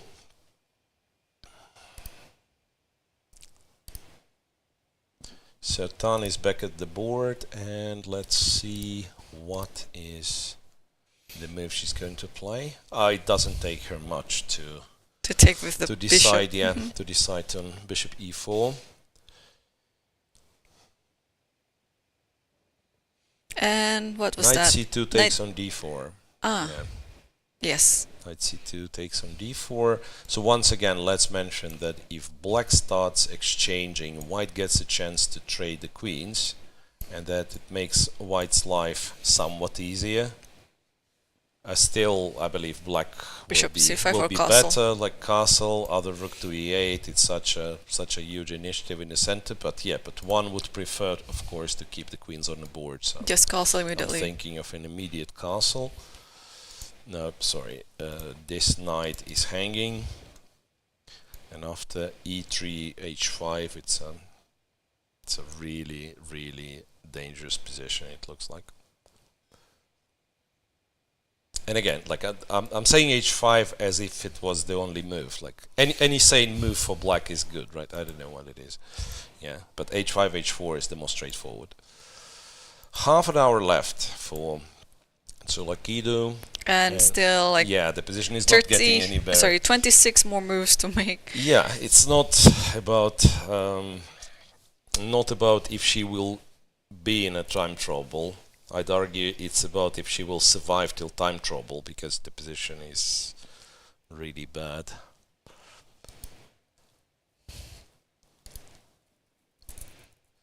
I'm still tempted to somehow make bishop e3 work. So that maybe I'll get the chance to, say, play queen c1 and try something, because e3 is such an awful move. Because here I thought I could take and... Or would you like to take on g2 first? After bishop e3, yeah, I could do this as well. Take on g2, but then it doesn't seem that I'm winning material. There is bishop g1. Yeah, don't get me wrong, black's position is still perfect and probably better. Is there anything with knight takes and then queen c6, or depending on how you take it back, is c5? Knight takes c5. But knight wait, f3. Knight f3, right? And this is how we actually don't win. Yeah. All of a sudden, white's like defended the king with all of the pieces remaining. Yeah. Okay, so No, I think like after castles and bishop e3, if this doesn't work, then maybe you just once again play a slower move, h5, h4. But still, I'd like to understand if this is... Would you like to see my move instead Tell of that? Queen g4. Queen g4. Not in this where? position. Right after bishop e3. Queen g4 in order to... Well, maybe I want to take on d4 and then c5, or Okay, maybe... I guess I have to sidestep the pin. Queen e1. Now this is attacked. Queen a5 in some cases. That's what I'm worried about. Like black is Bishop better, b4. yeah, queen f2. Or maybe now I can put my rook on the center. Yeah, and there is nothing wrong with it, but that's not the cleanest, that's what I'm looking for, kind of the best way. Yeah, as we agreed, pretty much anything black does, if it's reasonable, black should be better, right? But my argument is that knight g4 has the potential to just win immediately if white this doesn't. happens, Yeah, yeah. like if white doesn't, because queen d3, right? I think the only move. Then knight f1 runs into bishop f5. But I was thinking, can I do this? Maybe this just wins material. Yeah, queen Knight e3. d4, queen e3, knight b3, queen b3, and queen d4. Yeah, this looks like black is just winning. So that means, if we got this line right, that means that e3 needs to be played, and then of course here Any legal moves you wins, yeah. can do whatever you like. Yeah. Knight c6 I was worried about for a bit, but Queen then I takes? realized, yeah, like queen takes queen, but also queen takes queen c6. takes knight. Yeah, you definitely don't have to be worried about knight c6. Like in the worst case scenario, you can take on c6 like this. Yeah, and it looks winning. Yeah. Okay. So a decision for Tan to make. And Elisabeth played bishop e5. So Elisabeth Paehtz replied to knight h5 with bishop e5. Now, one of the moves that we thought was cool was bishop h6 check, right? Kind of trying to abuse the fact that this bishop is not very safe on e5 and kind of getting stuck there. So we castle. It's not even clear what to do, yeah? Knight d2. We said bishop f1 of knight e1, and then this tactic didn't work for us because bishop d5. Maybe bishop f5 is not needed. Maybe we have to look for something else. But white is planning to go a3. Oh, what if I just play knight c6 now? But it was there before, yeah? There's no reason to... actually, I mean, no. you can go knight c6, yeah. All I'm saying is it's a very, very annoying position for white. Now the threat is bishop takes d2. Right? And you cannot move the d2 knight, I guess? Bishop c7, you just go rook c8. Maybe it just wins material, plain and simple. Okay, if knight e4, rook f3. Knight e4, yeah, there is rook f3, it seems. And bishop a6. Bishop h6 is on the board. King e2. King e2. Well, in our line, it looks like black is almost winning. However, computer only gives 0.4 in black's favor, so there must be some way. There must be some way for Elizabeth. Anyway, Castles. Divya went for it. Bishop h6 and castle, the most principled approach. And let's see what Elizabeth has prepared. Looks like for the past few moves, both players have been blitzing their moves. Yeah, but that's a fantastic position. Fantastic for black, yeah? Because black has all these initiatives. Something went wrong in Elizabeth's position. Oh, g4. We forgot to think about it. G4. Well, G4. Yeah, right. It is there. As much as I would like this move not to be possible, it is there. G4, so I guess knight f4, bishop takes, and... Oh, wait a sec. Can you be greedy? No, you cannot, right? G takes, knight a1, and knight a3. And it's still like not 100% clear, but white is winning the knight on a1, so this is something we don't like. Castles, g4, so let's assume knight f4 is played, bishop takes, I don't know, rook takes, bishop takes, what do we think? Choose one. Bishop takes. Bishop takes to control that, knight d2, and white actually gets to e4, and it's not too bad. No, it's not too bad. A critical moment, to be honest. It is a critical moment. Black would like to somehow exploit this bishop on e5, but we are failing to find any way to do it. And now, yeah, now the bishop is safe. It can go to h2 if anything. Okay, if I don't want to go there, is there any other option here? Okay. Yeah, if not knight f4, then knight g7 will lose to g5, yeah? I guess. Okay, so yeah, I think knight f4 is kind of forced. Knight f6 also there's g5. So now after taking this, rook takes. Okay, Yeah, let's see you can rook take takes. with the rook, And then double up the rook, say perhaps. Double the rooks on the f file. Yeah, but then the question is, I say, white plays a3, and if you have to draw back, then somehow slowly I feel like white will remaneuver to e4. I cannot play knight e4 though, because bishop c4, right? That's still tricky.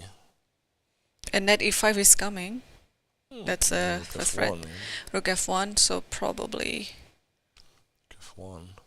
I don't know, like a6 b5 idea. Just, I think black is in control, yeah? Yeah, black is not. Black cannot be worse now because he's got like a 4 square, which is very promising. But on the other hand, like white potentially has like this little regroup and will be fine, you know. So it's not yet. The game is not yet decided. The game is not yet decided. So Divya, are you thinking? Because I feel like this could be something. I understand we lose the knight, but then some rook f5, let's say. Rook takes. Maybe you could have captured on g6 even, right? Takes. Rook takes knight. Yeah, not enough. Not enough. I thought rook f8, but it's somehow white has everything under control. Bishop g3 even guards f2. So I guess knight f4 will be forced then. Tsolakidou Tan has yeah, let's check because fizzled out a bit. Oh, whoa. What's that? Knight c takes d4. Tan decided to take on g2, take on d4, go queen c6, check, and castle. So it's a very modest approach, if you will. I understand black is still better here, but how do you resist the temptation to castle long and go for a checkmate? This way at least white gets a chance to develop, right? But rook d8 is coming, rook e8 is coming. Rook d8 is a serious threat, yeah. I guess this can be tried. So that rook d8 you have queen c3.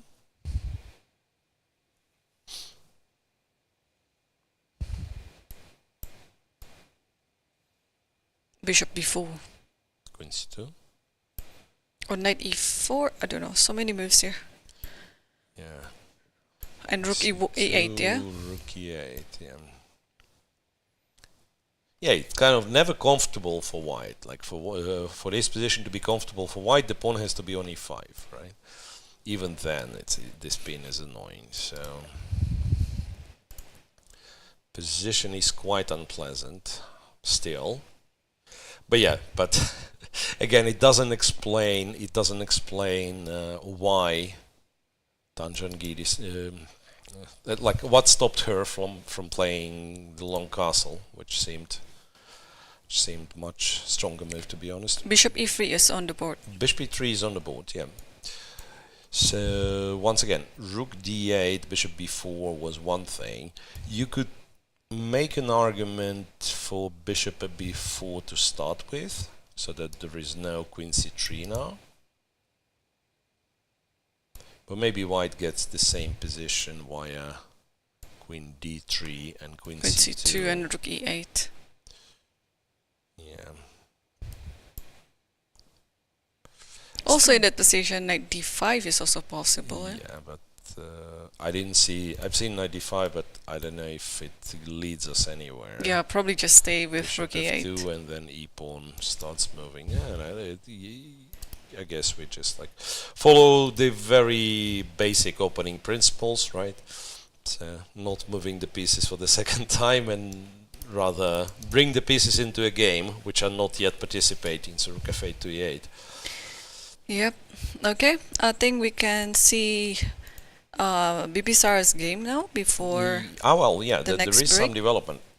Not much really, but there is some development. Rook f to d1, and neither of the two castles were played by Munguntuul because we looked at short and the long castle. She decided to go with rook to d8, king f1, and then castle short, because now the knight on d7 is protected, and therefore h4 is impossible. King f1 is a little bit mysterious. Other than you kind of want to go king e1 and bring the king closer to a center, this one I can understand. But is it the best you can do with your position? That remains unclear. Just waiting, I guess? Yeah, that's one of those positions where it's kind of... I'm very tempted to say it's hard to play for both. Because white doesn't have, at least we don't see, any sort of straightforward plans. It has to be maneuvering, pretty much. But also, same goes for black. This e5 pawn is hanging, and that's why you cannot move the d7 knight. It is really, really tricky. Roughly 40 minutes each, and only 15 moves. I think, Irene, we will have a lot of time troubles today. A lot of time troubles. Oh, but before... Yeah, you're right. But before we take our next break, let's come back to Goryachkina's game. Because she finally decided to do something. What was the last position we saw? So, well, somewhere Okay, here. queen c7. Queen c7, rook c to d8, king g2, a6, knight f1. And what did she do? e5. Ah, she went e5 like this. Interesting. So, h5 is impossible because of e4. So white has to react with the capture. I think so. I think it's almost forced, yeah? Yeah. Takes. Let's say knight takes, and I'm guessing knight takes. Yeah. Rook takes also fine, but knight takes is, of course... A move with the tempo. Yeah. Queen d4. Queen d4. And can he go Back to c6? But then not e8. really, because rook takes, queen d5, rook and after d8, rook queen d8 f3. there is queen b3 or f3. Right, so it's not... Maybe not the ideal moment to go e5. Unless you... Take with the rook? you accept that you have the isolated pawn and you're just trying carefully to trade everything. So Salimova already took the pawn on e5. Yeah, e5, d5 played. Yeah, Goryachkina never rushed with her move. That's one thing that I noticed. Even though it looks like usually obvious. yeah. It's a capturing move, I mean recapture, but still she takes her time. Okay, but eventually knight G takes E5 is on the Knight board. G takes on E5. White will exchange this pair of knights. But also wait, after knight takes and queen D4, That is not only means, knight C6 is not the only move, right? yeah, So that because means that's not a threat. Yeah, the knight is not under any attack. Mhm. So Behind the hand, what do you do? Like take on knight C4, still unpleasant somehow. Computer's not impressed at all. 0.1 for white, so I'm guessing it means maybe we just take with the rook and play this position. and then what do we do as white here? Do we capture the rook first or play knight E3 right away? That's a big question. But if knight E3, maybe D4. D4 seems possible, right? So if knight E3 here, D4 simplifies everything. Yeah. So I guess same thing, takes. But then, after queen D4, knight C6, queen goes somewhere. D4 is... no, wait a second. What am I saying? I thought D4 is an Queen option. E5 first, yeah? Queen E5. Or I don't know, queen B6 Queen also B6, works. attack B2, yeah. Yeah, looks like an equal game then. Yeah, Goryachkina is not taking any risks. I think this is totally fine. This E5, she just goes for the equal position. Yeah, well, the thing with E5 is that you're playing a game where you want the position to be as simple as possible, right? And you could keep hovering around with black, but you want some clarification. So that's very easy to explain how the move E6, E5 occurs to you. Because, you want to have some clarity in the game where you only need a draw. Alright, Tsolakidou Tan, bishop e3 was the last move, then Assaubayeva, Munguntuul, rook d2, preparing to double the rooks. Yeah, perfectly fine. Here, no move after bishop e3, and Paehtz with Divya, a7, bishop f4, knight d2, and a7, a5. Somewhat surprising. Didn't feel like you really needed to do it right now, but maybe she's planning to expand with the a-pawn as far as possible. Yeah, okay. Black is probably still somewhat better in this game. Yeah. Okay, I guess let them play. Let them right? have a thing, yeah, because so far only one game already finished. It's between Humpy versus Lagno Kateryna. It was a very uneventful game, and we still have 4 games in progress. So don't go anywhere. Stay tuned. We will be back shortly.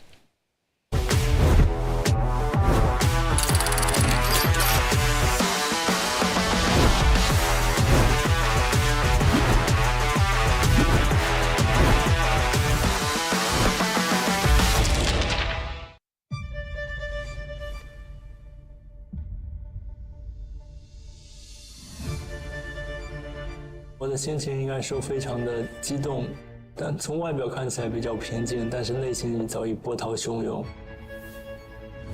后来去休息室也大哭了一场，就是情绪很难用语言来形容吧，一种如释重负的感觉。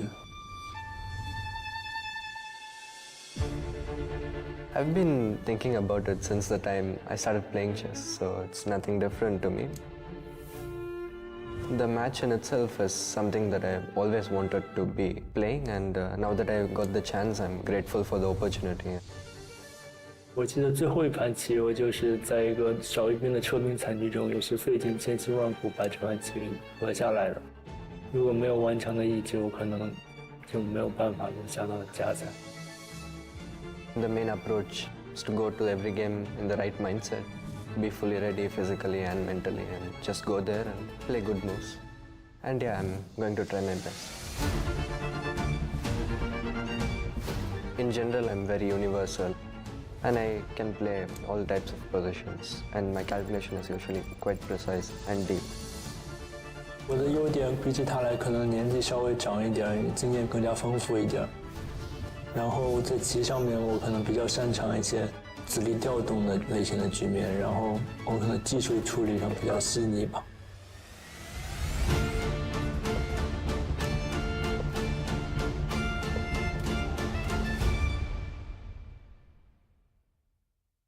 Chess is more than just a game. It's a tool for empowerment, connection, and transformation. In 2025, FIDE is proud to launch the Year of Social Chess. We believe in the power of chess to bring about positive change, from therapy and education to rehabilitation and inclusion. Social chess is our way to build a better world. The Year of Social Chess will introduce groundbreaking initiatives across the globe. Monthly themes will address critical social challenges: chess for protection in refugee camps, chess for cognitive health among the elderly, and even chess for addiction recovery. Through this initiative, we are mobilizing communities, conducting research, and creating opportunities for all to experience the joy and impact of chess. Join us for online chess events, global conferences, and even a documentary film festival that will showcase the power of social chess. Let's make 2025 a year to remember. The Year of Social Chess is here. Let's change the world, one move at a time.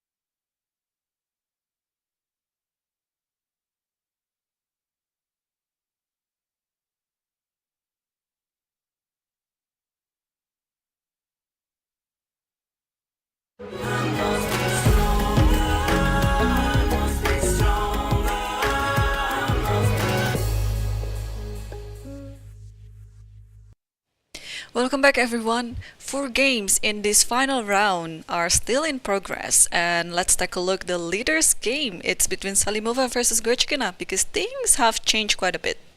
Yeah, so I think that was the moment where what we've seen before the break, and we were expecting white to trade on e5. However, Salimova decided otherwise. So queen f5, knight f3, traded the rooks here, went queen f3, but that allows black to go queen b6, attacking the b2 pawn, and then to go d4. d4, c takes and knight takes is already on the board. So I guess naturally you would like to still be on this diagonal. The queen, I think, has to go. Yeah, queen c6 is quite an annoying idea, right? So queen d5. But queen d5 allows rook d8. Yeah, but probably queen d5 now. allows rook d8, right? And after queen e4, Yeah, f5. yeah, and he could go queen e4. There's f5 though. Or maybe in this moment you have to play queen c4, stopping queen c6. c4, Yeah. stopping queen c6, yeah. But can white actually do... Can I go here by any chance? Or it doesn't make any sense? Let's try queen c6. Queen c6, yeah, to go to h3. I'm not a big fan of this. h1 is there. Yeah, but knight h2. Ah, you want to... This is actually, yeah, the trick which works for white. Knight h2, and okay, at least it seems it works for white.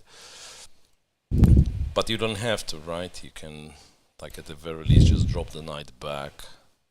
It's probably like just rook e4 is there. No, I don't like my suggestion.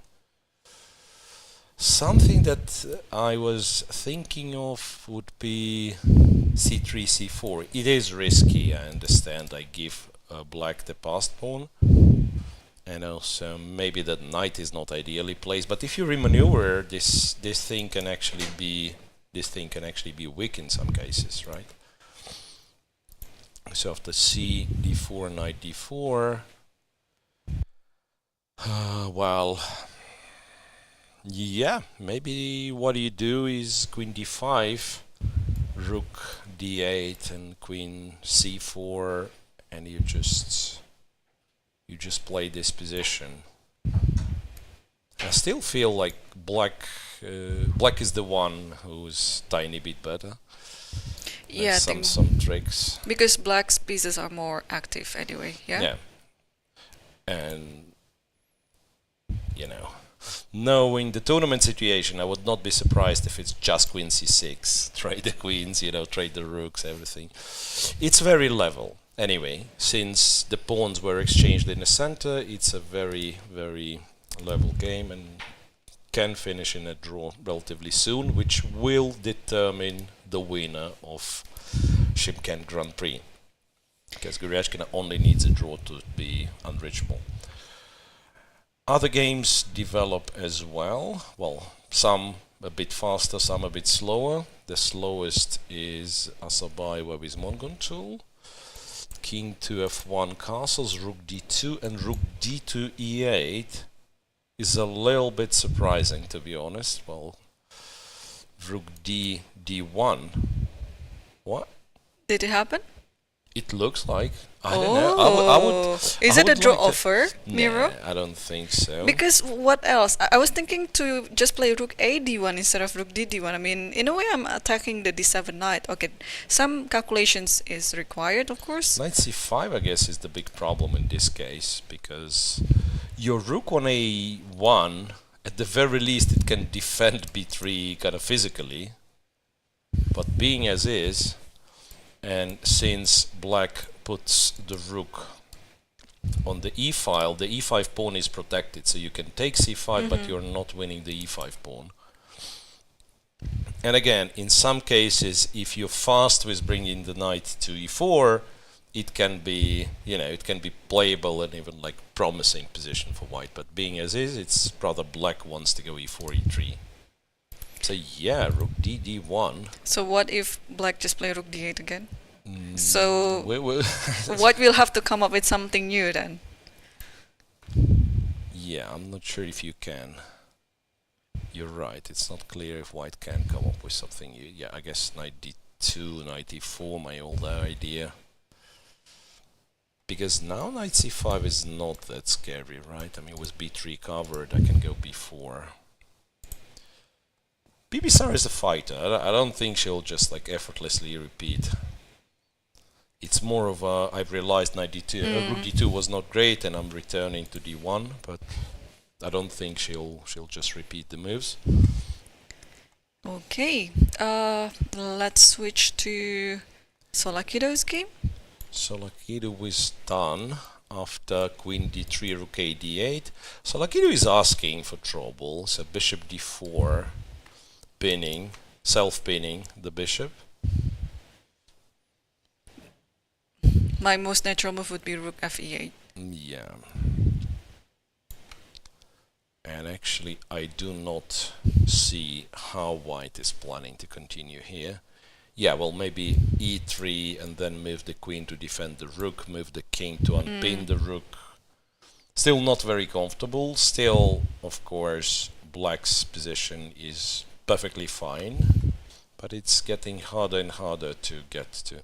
Ah, wait a second. After bishop d4, can we do something funny? No, there's nothing funny in it. Oh, you're...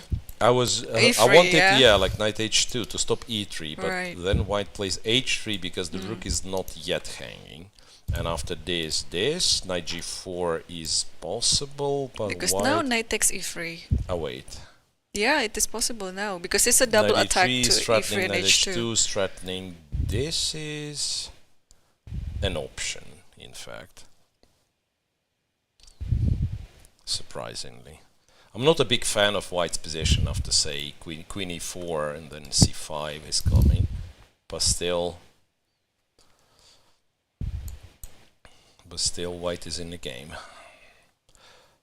By the way, that's the only position with really big gap in evaluation in someone's favor. So it's minus 1.7. Tan Zhongyi is like, we should probably say, is her position is winning, right? So there is no guarantee she's going to win, but her position is winning. However, if Goryachkina makes a draw, strangely for Tan, it doesn't matter if she wins or makes a draw. She's second either way. Yep. Yep. But, well, you always would like to finish a tournament with a strong Yeah, of result. course. Yeah, well, even like 5 ELO points matter, among other things. Paehtz versus Yeah, Divya. Let's check it out. Paehtz with Divya. This one is also better for black. After this exchange on f4 happened and white went knight d2, black played a5, a3, knight to c6, rook f1, bishop to d7, knight e1.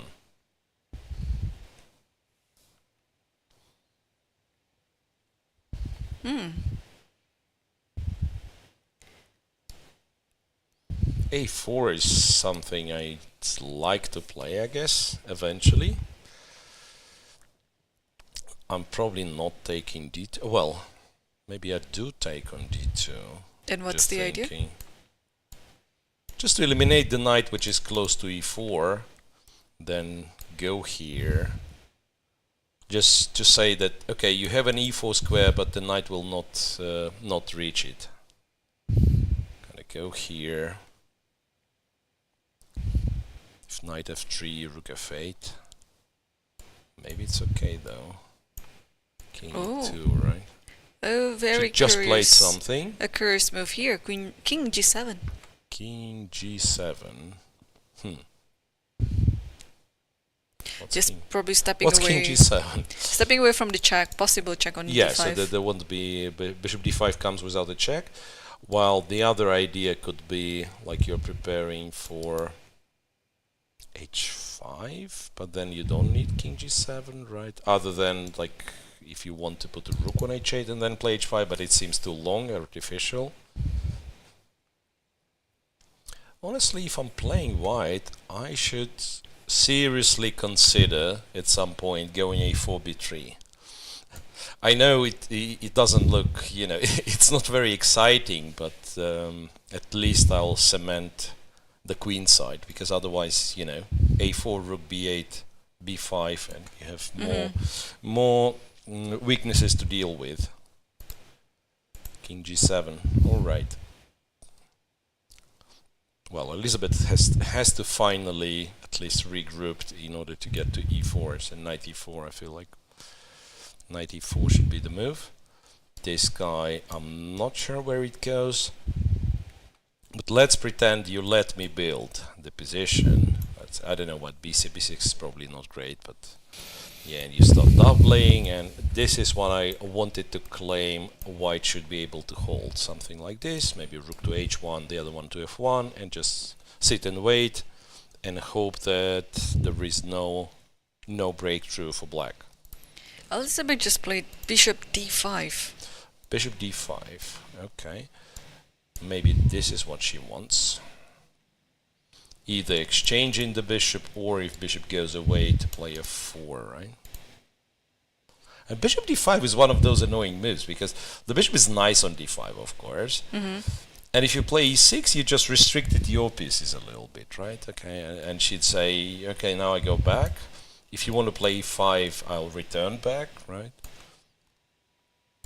So yeah, bishop d5 is a nice practical move. Okay, who else are we going to see? I mean, Tsolakidou Tan is always the most exciting of this round. Assaubayeva Munguntuul, I think... It was not a repetition. After it's not a d1, repetition. knight c5 was played. And this could be the longest game of this round.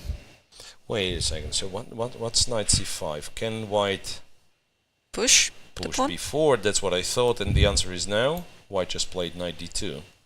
But then she's getting ready to put it to push. Because after before, the pawn is gonna be weak anyway. Yeah, I think knight e4. Or, I mean this one too. Because you have I always... thought you win the pawn like this. Knight b3, rook a3, bishop c2, and before is hanging, the rook is hanging. Yeah. It's messy, but like it's messy in black's favor. So after knight d2, maybe now you want to play b4. Hang on a second. So bishop c2. Rook Bishop c1. c2 now. Rook c1. Knight takes And take b3. the bishop. You take the bishop. And rook Knight takes c1. rook. Rook c1. And surprisingly, black doesn't have like anything. White takes the knight literally for free, not even for the pawn. Yeah. So this doesn't work. Then what to do is for Munguntuul. Put the knight on e6. There could be one way. Maybe. Yeah, but then we are reaching the position I was talking about. Black doesn't have to take, but just to illustrate, like something like that, you'd be happy with white, right? Or maybe you don't have to move the knight right away. You always have e6, right? So now improve the rook. Rook d8. Rook d8. Yeah, but then before knight e6, b5, and I'm a little bit worried about that, because when the queen side opens, you usually, well, not maybe in 100% of cases, but this bishop on h7 is kind of missing in protecting the queen side. Yeah, but now maybe, okay, AB first, and then probably You knight have d4. knight d5, yeah? Or knight d4. Knight d5, knight d4. Knight d4, yeah, fair enough.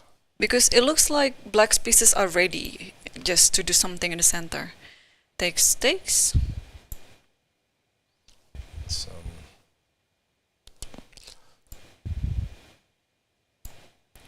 with the pawn. Yeah. White is not better here, okay. It's playable, but white is not better here for sure.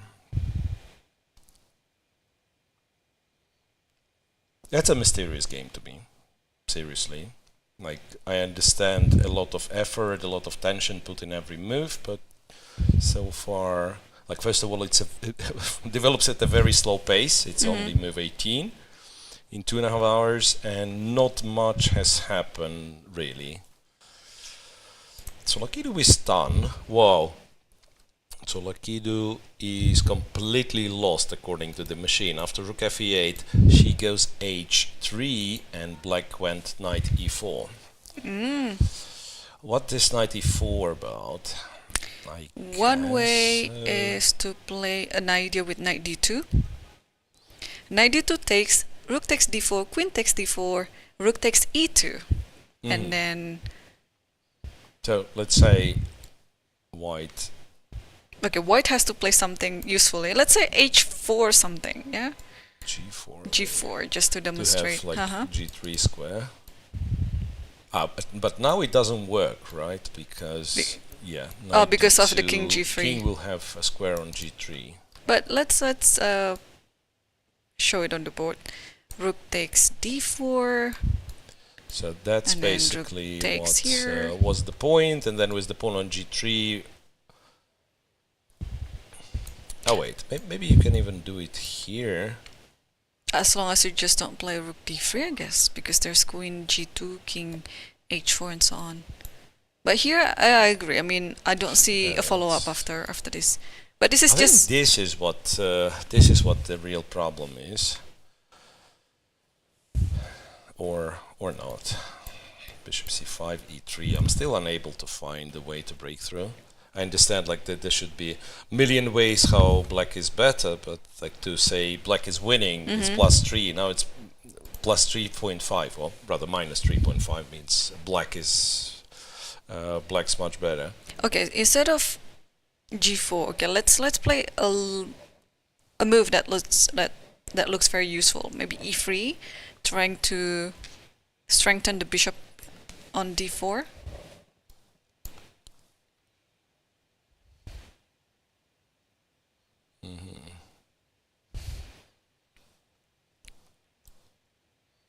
Yeah, I don't see it. Or probably just knight d6, knight f5. I mean, Yeah, not knight f5 immediately, but or just f5 then. I mean, you're controlling everything in the center. There's no way that white could get in. This is the move you're looking for, but I'm still not sure where the queen's going. Could be queen g6 and then c5. c5. Could be queen e6 and then c5. Yeah, looks like. Yeah. Especially after e3, I think c5 will be deadly if it's on the board. Stavroula also down to like 20 minutes only. 17 actually. Even less, right? Yeah. She is in big trouble both on the board and on the clock. Let's quickly take a look Salimova Goryachkina, because I thought after white's last move you could just play queen c6, but I think this is easier or safer, because if you play queen c6 takes rook d7. Yeah, queen c6 would be perfectly fine. Yeah, I don't know why Goryachkina decided knight b5. Maybe it's also invitation, you know, like after knight b5 here, you can go to queen f3 again and knight d4, which is cleaner for if you're looking for a draw. And also maintain some initiative on the board. Like if the queen goes anywhere else, there might be queen c6 coming up soon. Yeah, queen c4. The knight is strangely placed on b5, right? Queen c4. Yeah, it is already on the board. c4.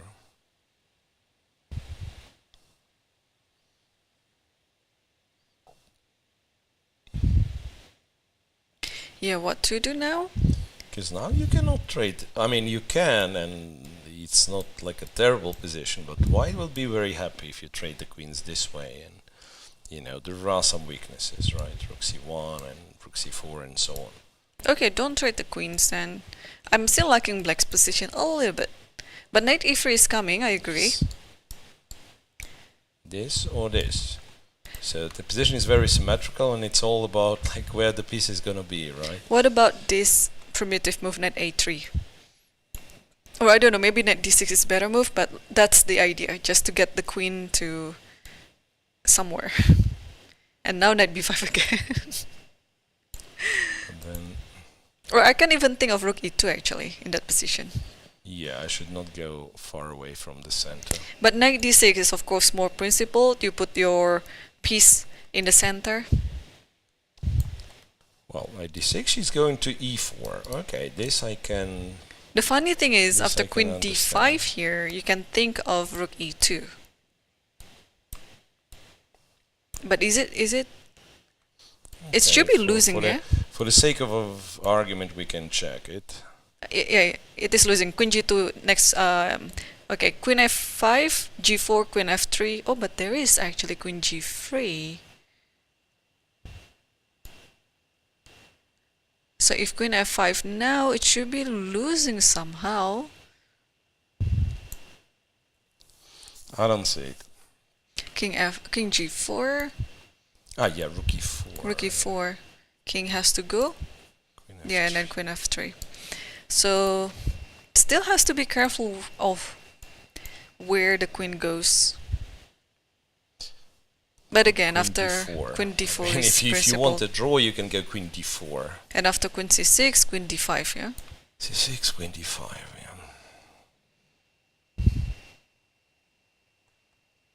Okay.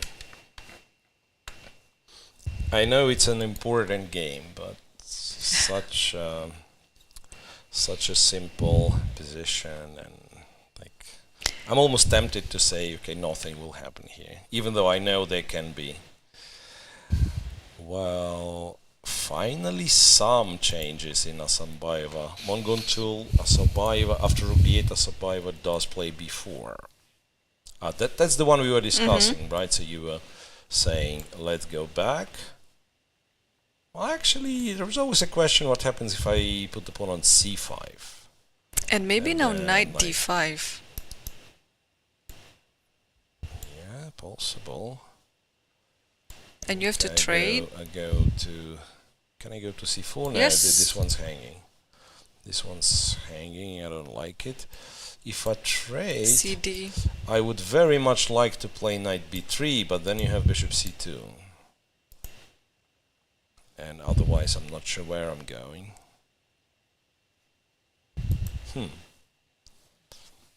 Curious. Before King H... What happens? Tsolakidou with Tan Zhongyi. King H2. Knight e4, King H2. And the knight evaluation C5. is screaming. Wow. The Minus relations- 5.5. Minus 5. Wait, but now your idea works, right? No, it could be working, but Tan Zhongyi played knight c5 anyway. It probably more forcing, Probably kind of the same, but better. but better. Yeah. Wait a second, knight c5. Bishop takes. She already did it? No, it's just my hunch. No, I thought Oh, rook maybe d4, yeah. This. But you cannot take. There is I rook can. f2 though. I can. But bishop c5 right Rook away. f2. Yeah, bishop Bishop c5. takes c5. It's super tricky, in fact. Bishop c5, and you would think it's a great trick, but there is queen c5, right?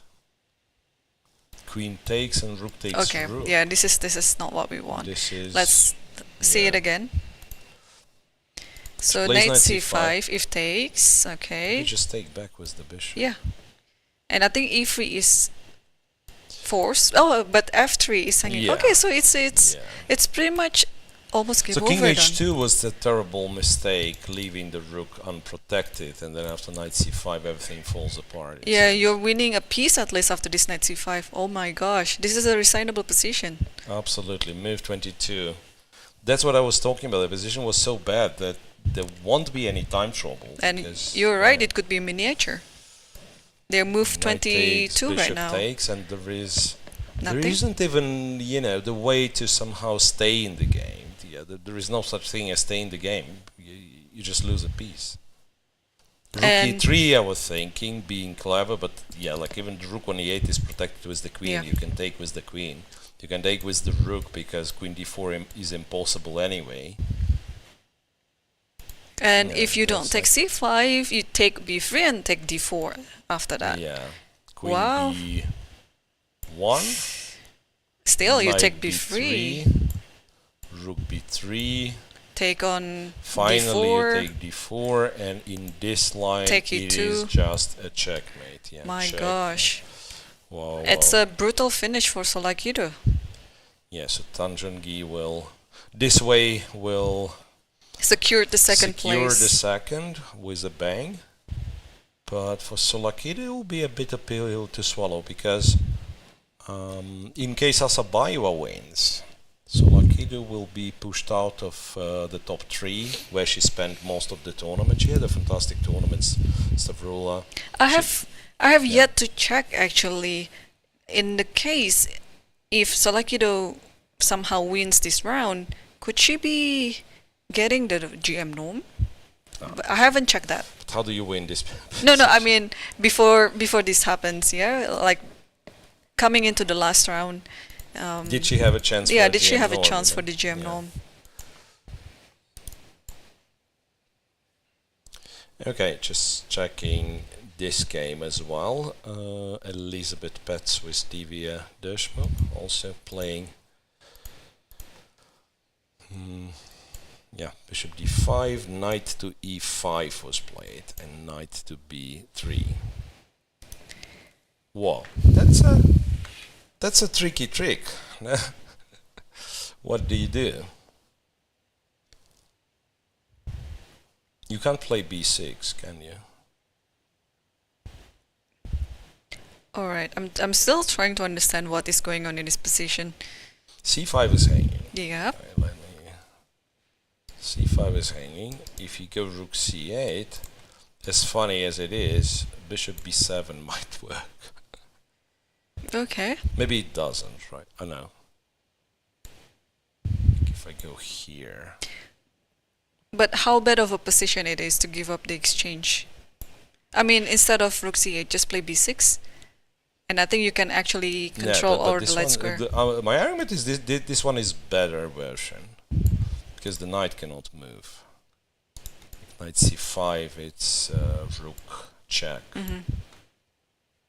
Yeah, Rook check. I mean, in any case of sacrificing the exchange, it's not a worst case for Divya. That's what I meant. Like, you can totally give up the exchange in any scenario. No, but black is better for sure. Like, even if like, you play Yeah, b6 I here. understand you're saying she can play b6, but maybe after rook c8, white cannot take at all, because then it's unclear how you continue from here. If bishop c8 just loses, and knight a5, rook c7 is also not impressive. I think you can even afford Or taking rook b2 yeah, something. taking rook b8.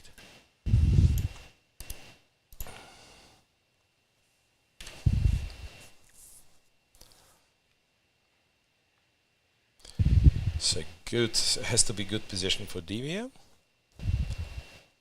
And let's see. From the camera view, I thought that Divya has played a move, but I'm not getting it yet. Yes, it's rook a c8. Rook a c8. So what does it mean? Can I take a5 now? I think b6 has to be played.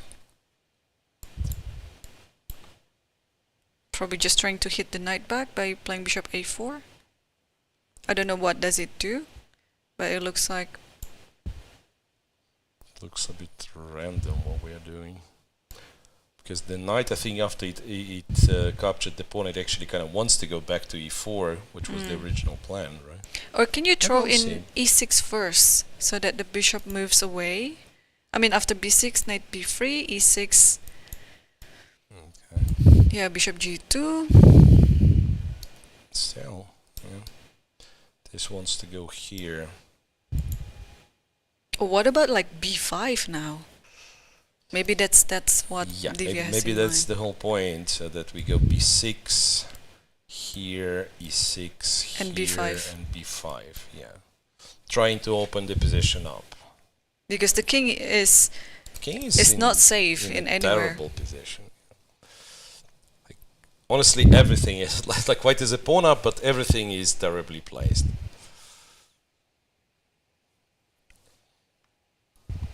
So black gets some relatively unexpected attack in the endgame.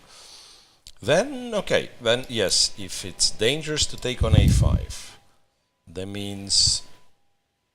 What else, That yeah? means, yeah, the next move, black's going to play b6 and just control everything.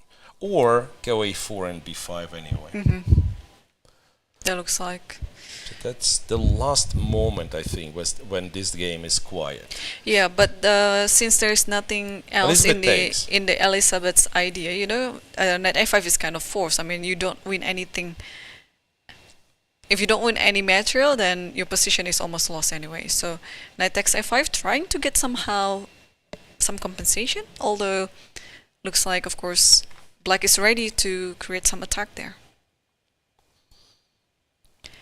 We'll check quickly Goryachkina's game against Salimova. The queens have finally traded off. Yeah, the queens have traded off. I'm not sure if all this dancing with the knight was to Goryachkina's benefit. To be honest, I mean, what was the problem with trading the queens on c6? Because the knight on e4 is not doing an awful lot, right?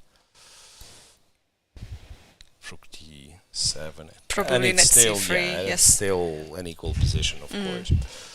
Yeah, so we expect a draw. Please go back to Tsolakidou, Tan Zhongyi, because we Yeah, have a that's the resignation end. there. That is the end, Yes. and Tan Zhongyi wins her game.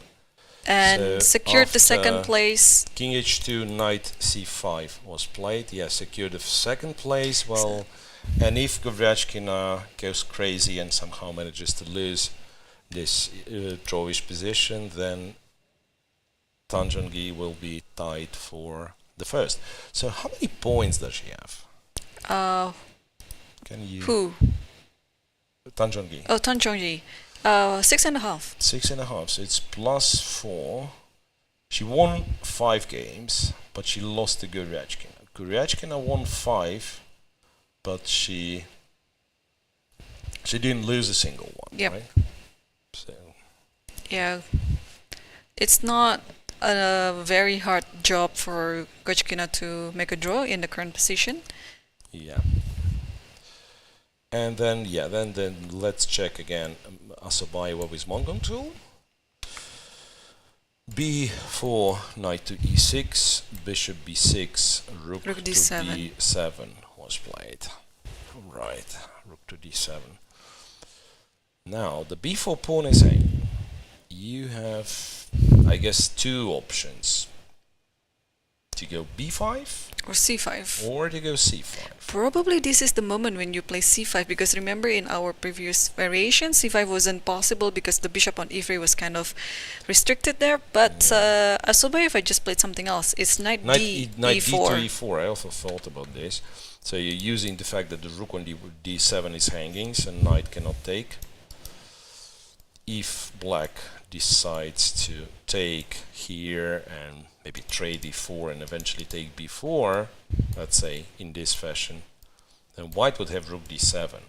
Yes. I think, even though black is a pawn up, maybe White has the activity. Maybe white's not that worried. However, this could be a draw. It's hard to tell, right? Bishop takes, and rook takes. But b7. white still is better in this position, yeah? Yeah, that's what I'm saying, that I'm not 100% sure.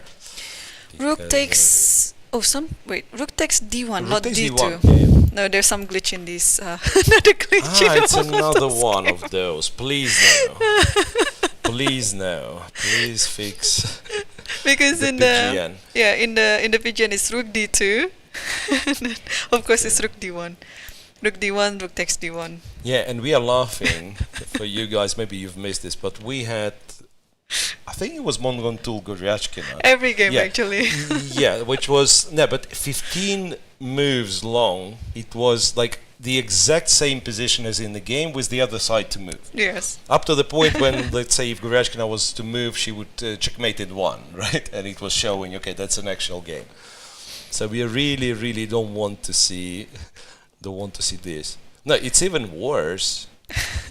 My PGN says rook to d5, rook to d2. Oh yeah, to rook d5 and actually. Rook to d1. Yeah. Please no. Okay, can we reconstruct that? Rook takes Uh, d1. Rook takes d1. Rook takes d1, of course, and I that's- think in the board it's knight takes that's what e4. Knight e4, yeah. So probably we'll challenge the bishop on b6 with bishop d8 next move. That's your thinking, is what they're planning to do. I don't know if it's ever makes sense to take with the bishop, but yeah, for now let's say knight takes, bishop d8, and then how about like great positional understanding? How about creating triple pawns? Wow. I'm actually serious because it's tricky, right? Bishop e4, bishop e4, rook d8. rook d8. Yeah, but this is where great positional understanding shines. The knight cannot move, from what I see. I don't know if it's any good for white, but it's funny. I don't think so. I'll just play king funny. f8 going to d6, and now my knight moves because otherwise there might be bishop c6 sacrifice. Yeah. And nothing can stop king d6 to happen. Yeah, king goes there. Okay, it didn't work. It didn't work. Well, okay, now we have no choice but to leave this game because it has this wrong PGN thing. Bets with Divya. Wait a second. Oh, So what's happening? Knight a5, b6, knight b3, b5. And knight f5 again. Knight back to a5 to defend c4. She didn't play e6. She I almost had a can't. shock there. Looking at the current position, I thought Divya just played b5 B5 immediately, without yeah. inserting b6 because No, that no, would be B5, wrong. B6. So what's here? Because one crazy idea that I had was, okay, let's say e6, bishop goes somewhere.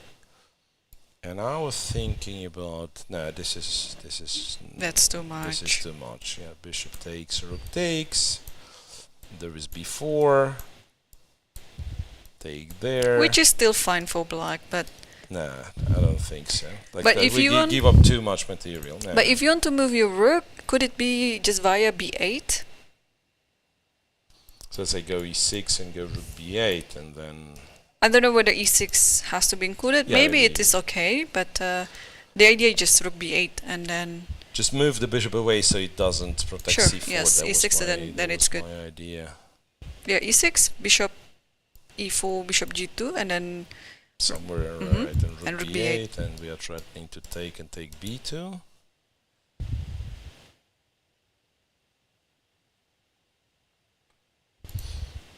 Just b3. realize there is b3. Yeah, but I still take, right? I have to take with the d pawn, yeah? Yeah, b takes, loses to rook b2, so d takes. Oh, actually, this knight is kind of hanging in the air, but it's also not that easy to attack it.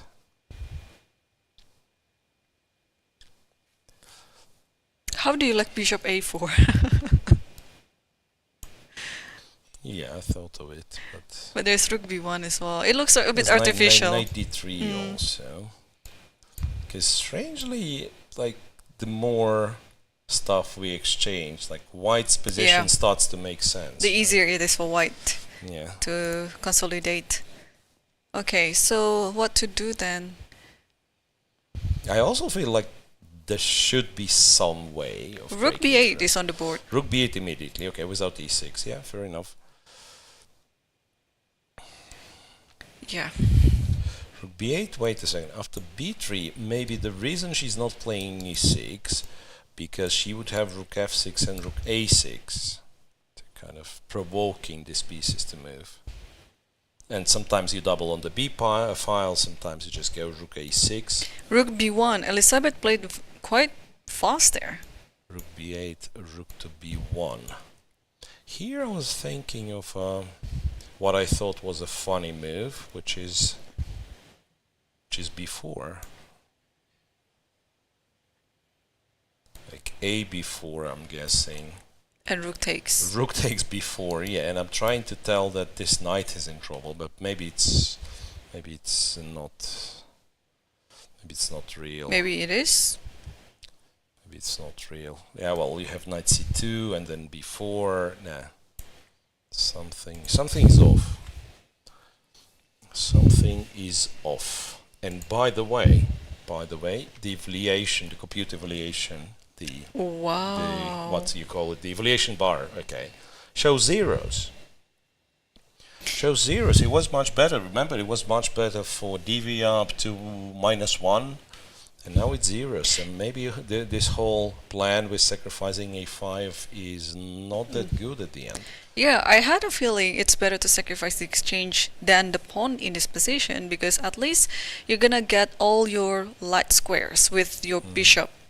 So, yeah, we'll see. Usually Elisabeth, would be able to find a comeback. Because she was pretty much worse almost the whole time of this game.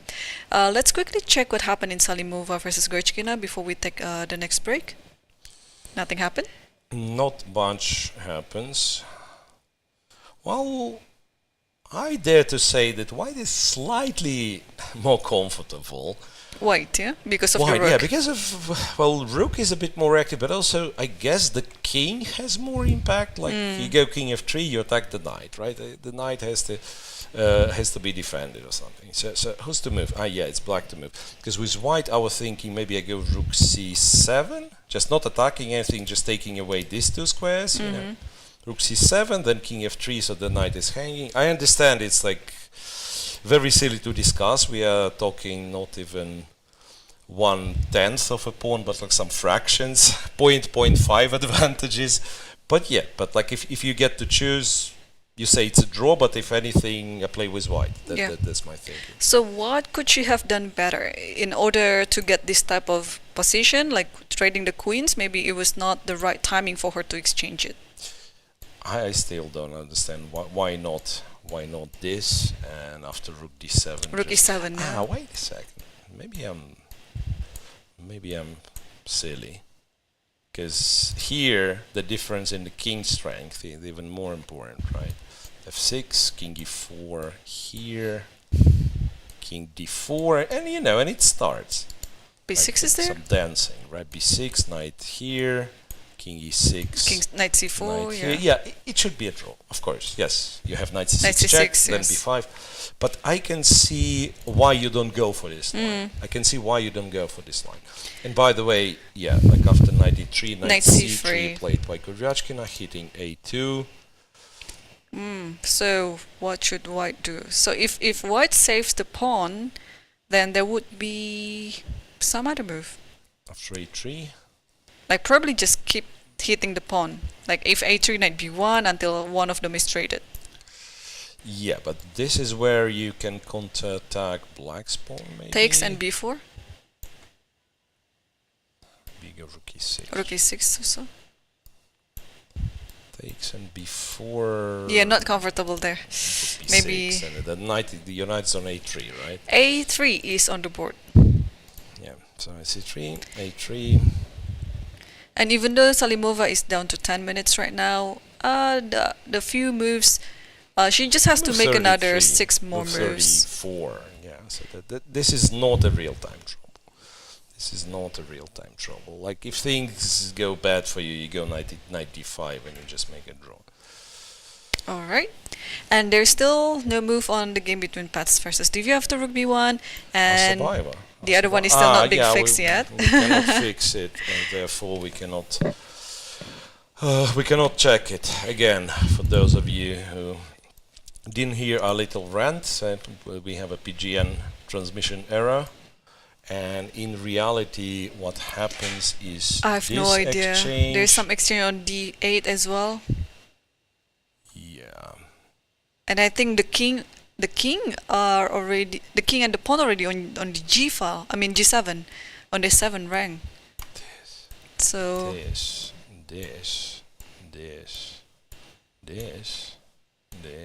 and this. That's my version of what the position looks like. Okay. But we will have to wait for it to be fixed. Yes. Okay, I think it's the right time for us to take our break while one of the PGN is getting fixed. The other ones also are still not updating yet. They are still thinking. So stay tuned. 3 games are still ongoing, and we will be back after the break.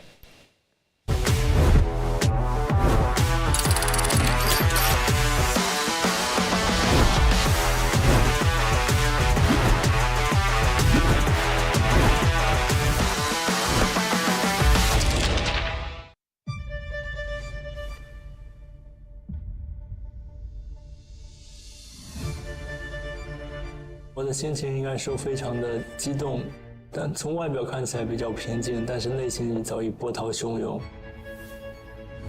后来去休息室也大哭了一场，就是情绪很难用语言来形容吧，一种如释重负的感觉。I've been thinking about it since the time I started playing chess, so it's nothing different to me. The match in itself is something that I've always wanted to be playing, and now that I got the chance, I'm grateful for the opportunity.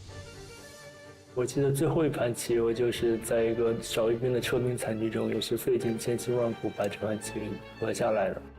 如果没有顽强的意志，我可能就没有办法能下到加赛。The main approach is to go to every game in the right mindset, be fully ready physically and mentally, and just go there and play good moves. And yeah, I'm going to try my best.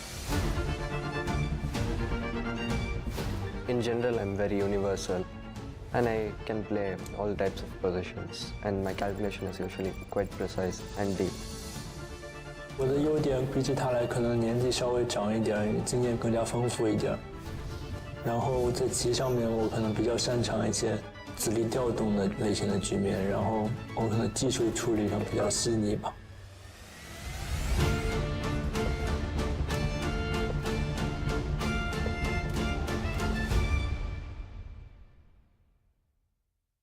Chess is more than just a game. It's a tool for empowerment, connection, and transformation. In 2025, FIDE is proud to launch the Year of Social Chess. We believe in the power of chess to bring about positive change, from therapy and education to rehabilitation and inclusion. Social chess is our way to build a better world. The Year of Social Chess will introduce groundbreaking initiatives across the globe. Monthly themes will address critical social challenges: chess for protection in refugee camps, chess for cognitive health among the elderly, and even chess for addiction recovery. Through this initiative, we are mobilizing communities, conducting research, and creating opportunities for all to experience the joy and impact of chess. Join us for online chess events, global conferences, and even a documentary film festival that will showcase the power of social chess. Let's make 2025 a year to remember. The Year of Social Chess is here. Let's change the world, one move at a time.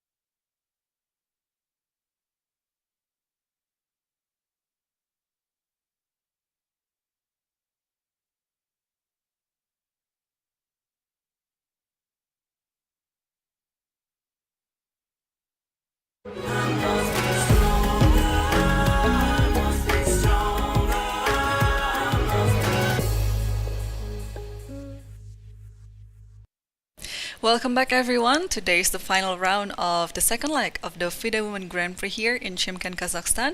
And 3 games are still ongoing. While the other 2 already finished, we had a draw between Koneru versus Lagno, and Tsolakidou lost to Tan Zhongyi in the last round, and therefore secured Tan the second place. Yeah, let's dive into it, because the 3 games that are still going are very, very close to a time trouble stage. In some games, it doesn't really matter. Salimova with Goryachkina, nothing changed much, and it's just an equal position. But Assaubayeva and Munguntuul, and especially Paehtz against Divya, there can be some sharpness. If you remember, there was a PGN error in this game, Assaubayeva against Munguntuul, so it was restored finally. Knight e4, rook e8, c5. This is the... oh, well. Actually, we are repeating moves here. So rook e7, white goes bishop d8. I wonder if black could take it, could think of taking it, because I was kind of, my first intention was to say that it's balanced, black has a pawn, white has the open file, but you know, open files are coming and going, and the pawn is a pawn. So the bishop d8, I would at least try to take. I don't think black is risking anything being a pawn up. But also, how do you activate the rook? Exactly. Yeah, like g6 with the idea to play f5 maybe, but then wait, even there's this, knight d6 too, yeah. Even this is even yeah, that knight d6 drops c5 pawn, yeah. So or also white can be very slow, playing e3 and then put the king on c4 and then knight d6. Yeah, but then f5. Right? Oh, immediately, right? f5 immediately. No, I think like after an immediate g6, knight f6 secures you a draw, and that's what you do. Check and back to f6 and back to e8.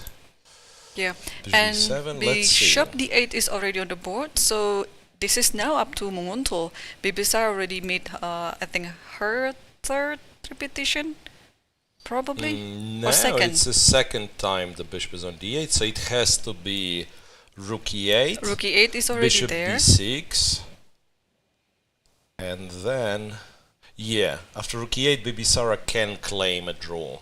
Yes. She can claim a draw, and she's looking at this score sheet right now. Look, this draw would mean she's tied for the 3rd place. The 3rd place, yes. 4th place with...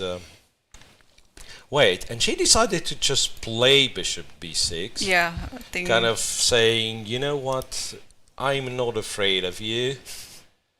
Yeah, bishop b6, and rightly so, because rook d7 is a big threat. I don't think like anyone can deviate here. If anyone, it could be white who deviates from the threefold repetition, because... And there you go, there's a claim to the arbiter. There's a claim of a draw after supposedly bishop rook b6, e7, rook e7 is... yeah, the last move, bishop b6, yeah, if rook yeah, you e7. write down rook e7 on your score sheet, you inform the arbiter, if I play rook e7, it's the 4th, actually. Whatever. 3 is enough. 3 is enough. Yes. Yeah, okay. So yeah, this game is a draw. We just have to wait for official confirmation. This is the first draw by Munguntuul, finally. Yeah. It's the first draw by Munguntuul, and she might escape the last place, because Paehtz is once again in trouble, it seems. So we are back to the game between Paehtz and... yeah, okay. And there here, is this the one's official. Yeah, so let's just show. So we have the 3rd game finish between Assaubayeva versus Munguntuul that ended with a draw. And now let's stick to this game, Paehtz versus Divya, because it was a kind of looking like a winning or almost winning position for Divya, but now, what is the evaluation? Rook h8, well, it's somehow around equal. Not sure exactly. Yeah, it says zeros. Gf4. Black is threatening rook h2, I'm guessing. It looks like white is in trouble right now, but how is it looking? But probably you have to play rook f2 first, yeah, to stop rook h2. Yeah, you can play rook f2, be a bit passive, but keep an extra pawn. Or one other thing that I thought you could do is go rook h1. Then black, let's say, takes here. Takes with the knight, yeah? With the knight. Knight takes, bishop takes. Oh wait, nah, this is not a great idea.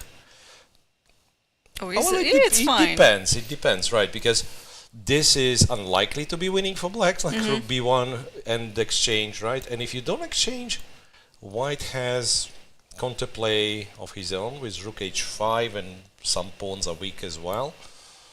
But Paehtz chose to play rook f2. Rook f2, and the valuation shifted in black's Ooh, favor. So so rook apparently rook h1 going for an active counterplay was better. Because now I'm still not sure why b4 is not strong. Let's just go b4. White is so passive. There is knight b7 maybe? Just maybe. Or knight b7, but you're running into a pin this way, right? Yeah. But I don't know what else. Pawn takes, and something on c6. Not sure if it's a bishop or a knight. Let's say bishop c6. Takes, rook b6 or rook b5. Rook b5, you can unpin yourself. Yeah, rook b5. We'll see. Yeah, let's not forget there is e6 and takes c4 as well. e6, bishop e4. The bishop is beautiful on e4 now, but after this capture, if you trade the knights, then rook b3 is incredibly annoying move. Like, seriously. Like, rook b8 is coming. If you play bishop c2, it's rook e3 check. And bishop c6, and this whole, you know, this mass of black pawns will just start rolling over you. Yeah, I agree. Okay, tough situation for Elisabeth now. Goryachkina's game just reached move 40, so and nothing much happening let's there. quickly check what is there. No, okay, you say nothing happened. They got rid of the queen side entirely. So after knight c3, a3, knight b1, rook a7, rook e6, a4. Traded all the pawns. That they've reached move 40. I think they're gonna go on the next move. Yeah, they can just like play a move, agree, and I think there might be some draw offer there, or they will just repeat this. Rook b7 is on the board. Like yeah, rook b8, king h7, rook b7, and yeah, like you can go king g8 among other things. Other things being, don't know. Okay. Yeah, actually, if you go f6, rook d7, are you in trouble? No, still rook e4, right? I mean, if you move the knight and allow knight f5 to happen, this is where you're in trouble, right? This is where you're in trouble. We can stick to this one because it's gonna... The other one will take some time to finish, of course, but this is the second last game to finish, and this is... That's a championship game. It is. It seems like a calm draw start to finish, but it's a very important game for Aleksandra Goryachkina because her closest rival Tan Zhongyi won, and she needs this draw now in order to secure the title. Which one would you rather play here, king g6 or king g8? I don't know, king g6, not very safe. Knight d5, king checks. g8, Yeah, yes. king g8. It's already played, and I don't know whether they will repeat the moves or any of them would offer the draw because they already passed move 40, so technically they can make a draw offer. Maybe they're not planning to offer a draw. Maybe White's That's just repeating maybe the move, White's yeah? playing for a win. How do you know? Yeah, king g8 is already on the board. How to play for a win in this position? I don't know. It's not about the position, it's about, let's say, your fighting spirit and the will to play for a win. Yeah, what looked to be like a very, very long round. Well, originally when they've played the openings, I thought, okay, that will be a long day in the office, but now everything finishes one by one. Goryachkina's game will be a draw anytime soon, and Paehtz Divya can be decided in a time trouble. So surprisingly, the last round could be a very short one, in fact. All right. I mean, on the other hand, let's see. let's not Divya's forget game. that Salimova has here like more than half an hour. If she wants to think, let's move to the game where action is actually taking place. And Divya is under 3 minutes right now. Rook f2, and she played rook h6, which is too slow. She absolutely had to go for this e6 and simplifications. Now, yeah, evaluation is back to equal. Maybe there's a move like b4. Yeah. b4 is something I would like to play. Is there any drawback to that move? Don't know yet. Oh, the video shows is rook b8. Okay, let's come back to Goryachkina's game just to show. Yeah, we don't need a board, an We don't need a analysis board. board, to be honest. Yes, we yes. know it's a repetition. We've already shown it. Well, And it is a draw, congratulations and congratulations to to Aleksandra Goryachkina. Goryachkina. For being clear first in the second leg of the Women Grand Prix here, and therefore not only that she has 18,000 euros as the first prize money here, but also 130 Women Grand Prix points, which is very important to secure her place in the candidates. So Yeah. 2 more legs for her to play. Did she play the last leg? I don't think so. No, that's her first tournament, and it's a very, very good start. I thought that's a nice scenario. She wins this tournament. So starts with 2 draws and finishes in 2 draws. And but guess what? In the middle of these 2 draws, there were 5 straight wins. So, an incredible winning streak of 5 games in a row secures her the first place. So we know our podium names, players of the players on the podiums. It's Yes. Goryachkina first, Tan Zhongyi second, and sharing. the third is tie. For the third, we have a tie between Assaubayeva and Tsolakidou. One last game is still going after rook h6. Elisabeth Paehtz is thinking. Divya is down to less than 3 minutes. Let's move 33. Okay, Yeah, so I like your b4, and I'm not even sure what black is supposed to do after it. What do you do? Do you still go like e6 take now? But e6 defeats the purpose of rook h6, yeah? Because Yeah. you would like to switch Yeah, to the you other probably side. switch the rook here then.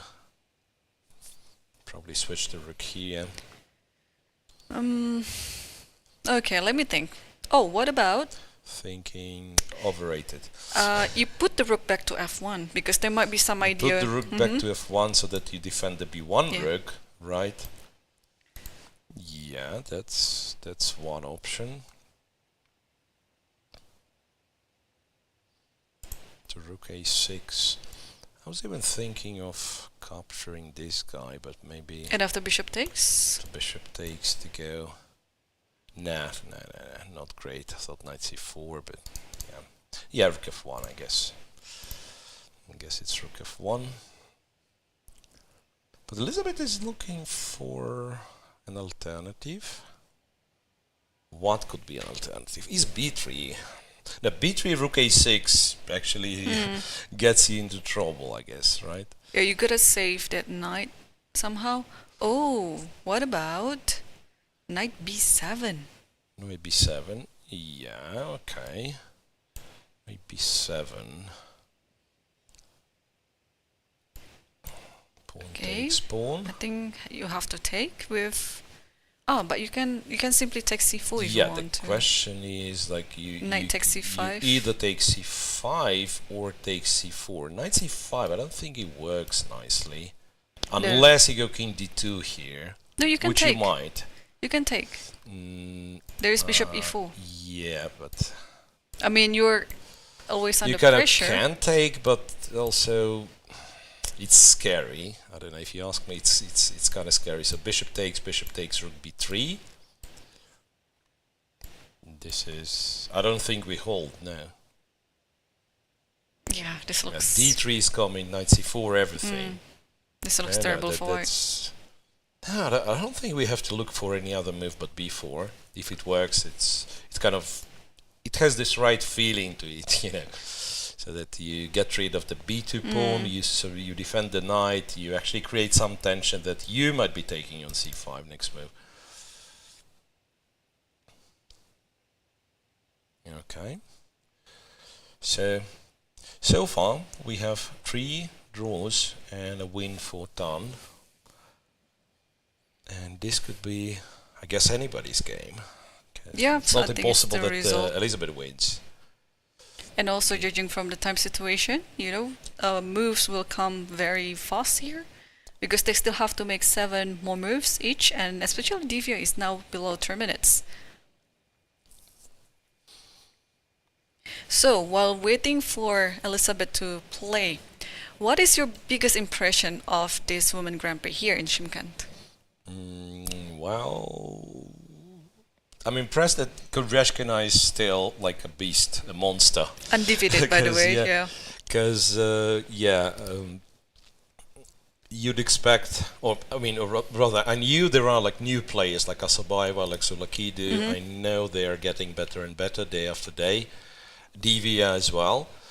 And it turns out Goryachkina on a good day or a good tournament, good week, still very dominant, very impressive. And then it's not a new thing, but kind of a reminder once again how tiring the tournament can be. Even for me as the commentator, but for the players, there is a noticeable difference. Like this last games, there is much less of, how to say it, like long games, long intense games, simply because everyone is so tired, and then if something goes wrong, it goes wrong entirely. So the only, and I want to say like very impressive Conte example was this game between Divya and Stavroula yesterday, which was like a very intense start to finish. Well, not without a mistake, but still like amazing game. Amazing, yep. And before played down to 7 minutes. Elisabeth down to 7 minutes, and Divya doesn't really.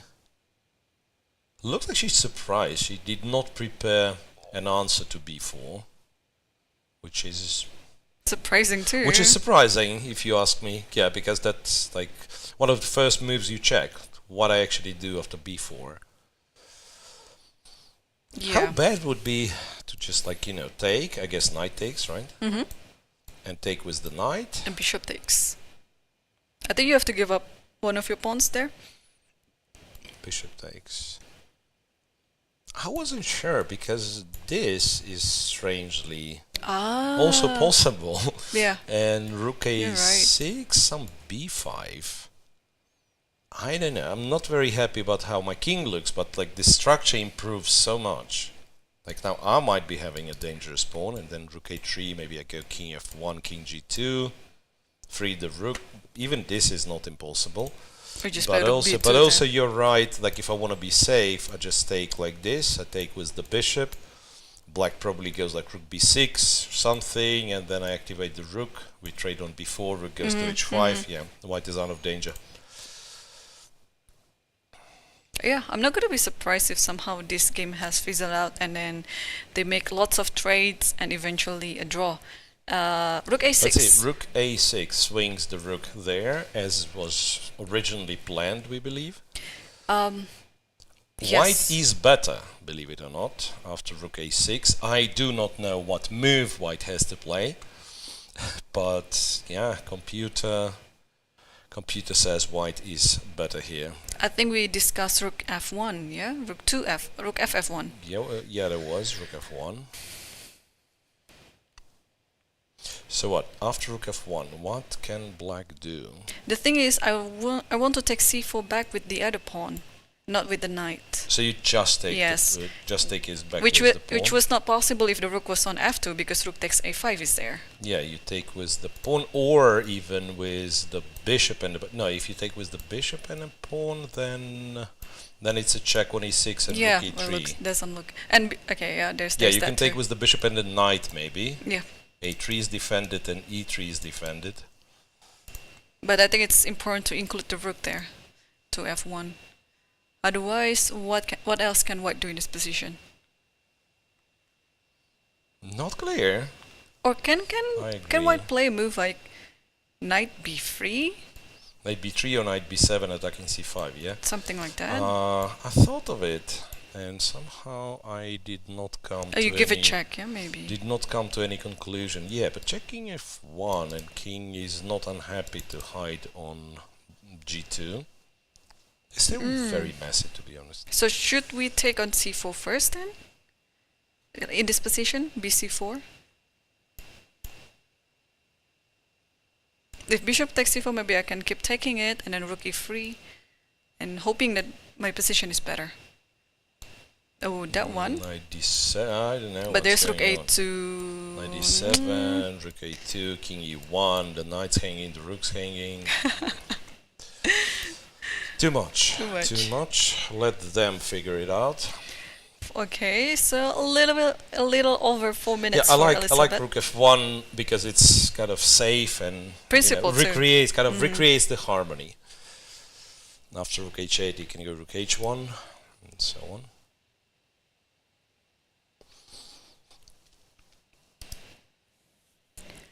Yeah, so Elisabeth, okay, 4 minutes, and so many things to calculate for such a short time.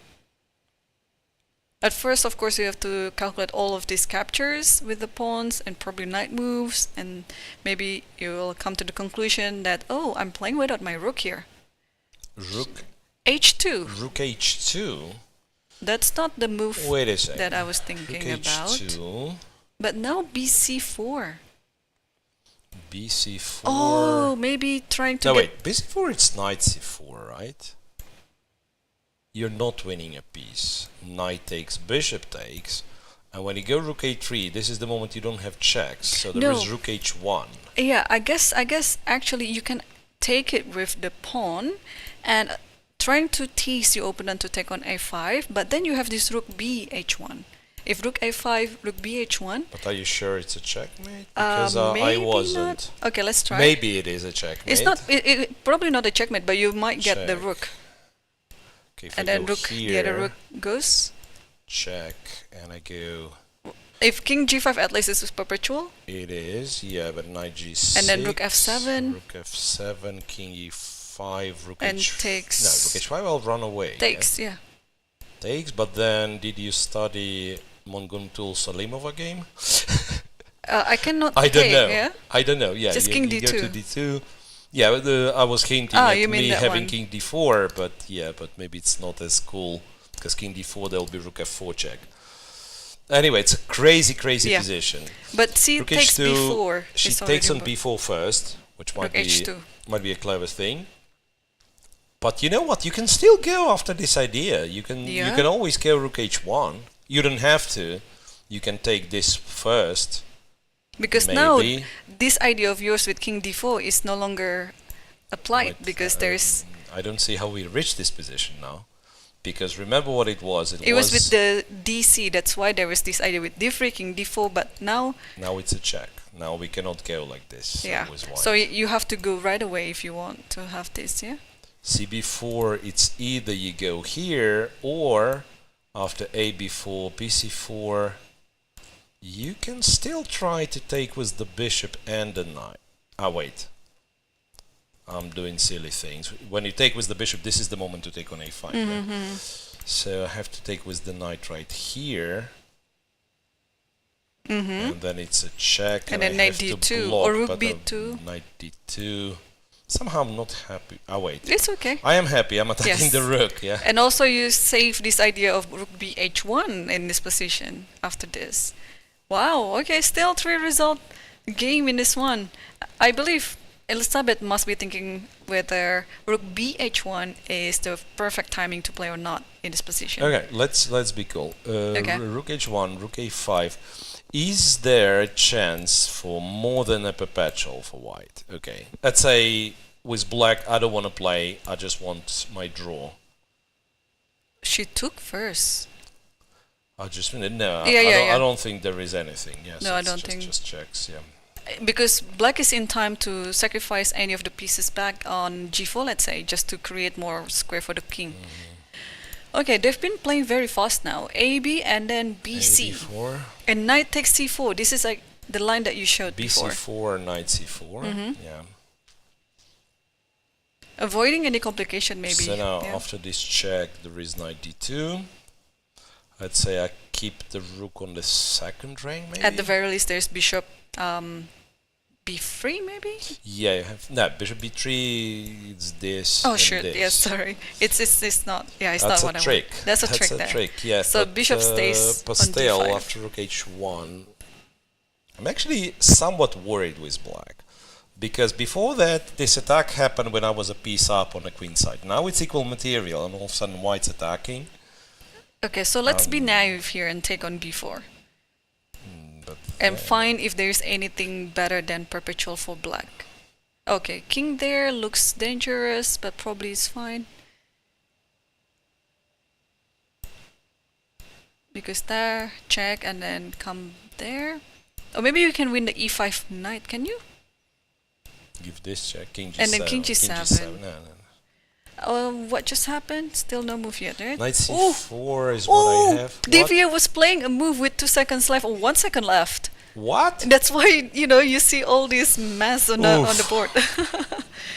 So she Imagine decided, losing this game wait a second. on time. What happened? What are the moves? Knight c4, she captured on c4. Yeah, I think just out of panic, you know, because... But then, after bishop takes, isn't white just like better? I think so too. Consolidated. Okay, rook h6 maybe now, yeah? But even if rook h6... No, rook h6 is exactly what I'm talking about. Like, white has two passed pawns. Yeah. White has 2 passed pawns. Miro, are we c4. going to see Elisabeth's first win? Very likely, to be honest. Looking from, let's say, the scenario this game goes, right? Yeah. White is slightly better. I think for the first time in this game, probably white is better. Yeah. And And yeah, I don't even know what move are you playing. Yeah, bishop c4 is already on the board, Bishop and c4 is on the board. rook b6. Rook to a b6. b6, but this is like No. a perfect time to go here, right? Exactly. Rook b4, and let's find out if it's more than a perpetual. Oh, by the way, if you play king f8, yeah, rook bad, f7. Right? King f8 is bad, so I have to go to the 6th rank. I guess doesn't matter where I go. Check. I end up on g5. At the very least, there's perpetual, but let's see if white has something more in this position. Because there's this check on the back rank too. The king might be in danger.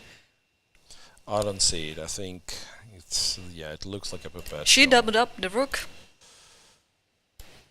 Rook here. Black has to take on b4. I Wait think a second, so. it's move 39, 39 though. It's move 39. She's on seconds. It's very easy to panic. Very easy to panic. Even I panic. Wait, but on the other hand, even if you wanted to, let's say you don't want to take b4, you want to make your king safe. There is no move to help the king. No yeah, choice. so maybe you just take b4 because there is no other move. And surrender your fate. It could be a draw, but also if you move anything's wrong. And okay, thankfully after she did take. Or she did take, and rook h7 is on the board, and now Divya is on her last move to make to the time control. Phew, you know. Go by, I think you go by the method of elimination. Yeah. Right? Oh, now it's either king f6 or king g6. King g6.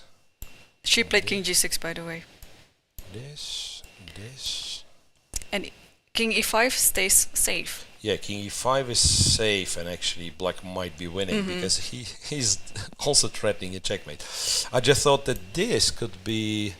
no, there is still no checkmate here. Yeah. You go to f5, right? Because Okay. if you go to f6, there is like a funny pattern. You go here, you go here, and you go here. Wow. And it is a checkmate. It I is mean, a so some checkmate. very strange checkmate. And yeah, and for those of you guys at home, let's just to illustrate, the moment white runs out of checks and say does something, black is the one delivers checkmate. Rook b1, rook b2, rook b1, and the other rook to b2. And what's the most impressive in this position is the evaluation is plus 0.2. I don't Which understand what means- it means. It's like either side is winning or it's a perpetual. How can it possibly be 0.2? Wait a second. Probably this point Can too. I somehow take this guy. And rook b2 king f. Check. But doesn't work. You have another Here. rook coming. Check. I'm yeah. always checkmated, right? No, I actually had some like really with such a king. Never mind. Yeah, rook e1. This is the line I have to show. Rook e1 would stop. And rook b1. But then yeah, rook b1, and we are still losing the h1 rook. Okay, but wait. Yeah, I get it. I cannot take e7 immediately. How about me first getting the rook on h5, so it's not hanging on h1? Okay. So I give 2 checks, King. and then if you're kind enough to go king g6, maybe this is where I take. Maybe this is where I take. Okay, let me Because give all the now checks. that line works perfectly for me. I can even go king f2, right? Rook b2, rook e2. And I presume it could still be a draw, because my king is cut and you have bishop c6 attacking this, but there's the a game chance. kind of Yeah, goes yeah. on, right? So, let me see again how it So it goes. was like this. I realized that in that long sequence I'm losing the h1 rook, and I said, how about I go to h6, and then I go to h5, and then I take e7 pawn. Maybe what you can do is go king f6. This is very confusing.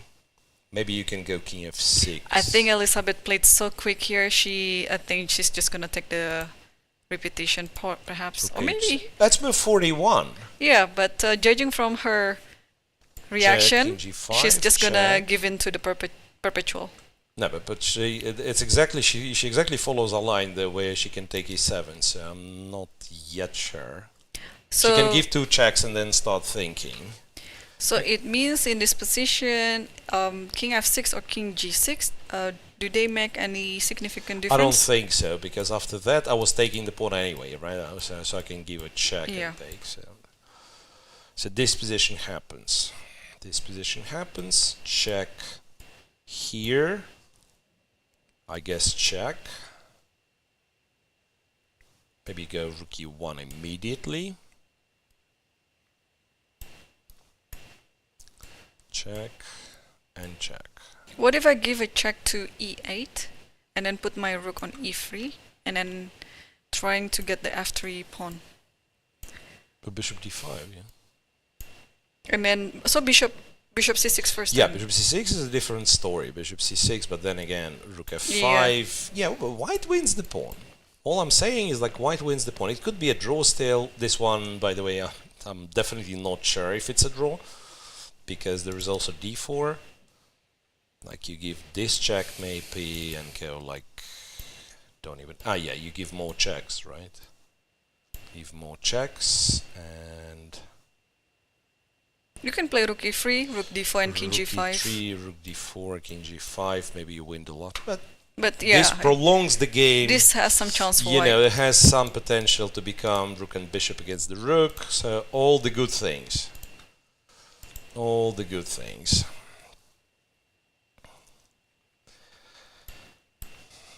Yeah, king g6. There is other worry for black that there is this, right? And the check, and king goes and the check. No, it's not a worry. It's actually king safe, and then white's in trouble. Yeah. One shouldn't play like this. Or maybe even f6. Maybe king f6 is even cooler. 0 checks.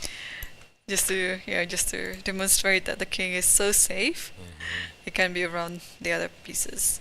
Yeah, so it means if black doesn't want to take so much risk here, just play king f6, and then we go to this line with rook f7, king g6, rook takes e7, and playing this position with the pawn up, but still probably draw, but at least in that variation white has some chances.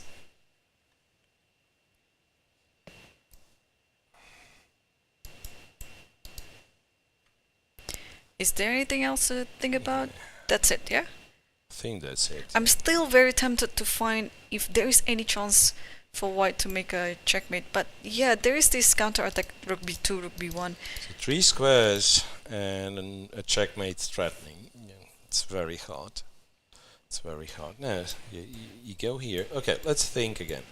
So a check, king f1, and a check, and we said it might not be important at all. So rook e1 or rook e2. You know what? In this position, white doesn't really have a check, so maybe you just go bishop c6 immediately. Maybe you go bishop c6 immediately, hitting this one. Rook f5. I don't know if it's any different. Bishop takes, rook takes, And bishop g2. you might still be yeah. And you have rook b2. No, I go here. Rook b2, Rook b2, rook f1. Oh, but then the king g3. What is going on? Oh, I mean, takes the bishop. Too yes. many things hanging. Many things hanging there. Okay. Yeah, I don't think Divya is thinking about like if it's king g6 or king f6. It's more of you pass the time control. A lot of stuff happen in the time control, so you kind of have you need a few minutes to sort of reflect. King to g6. g6. Okay. King to g6, inviting for this bishop f7 line, which we think is not correct because the king is escaping, but also making a capture on e7 possible. Immediately, yeah.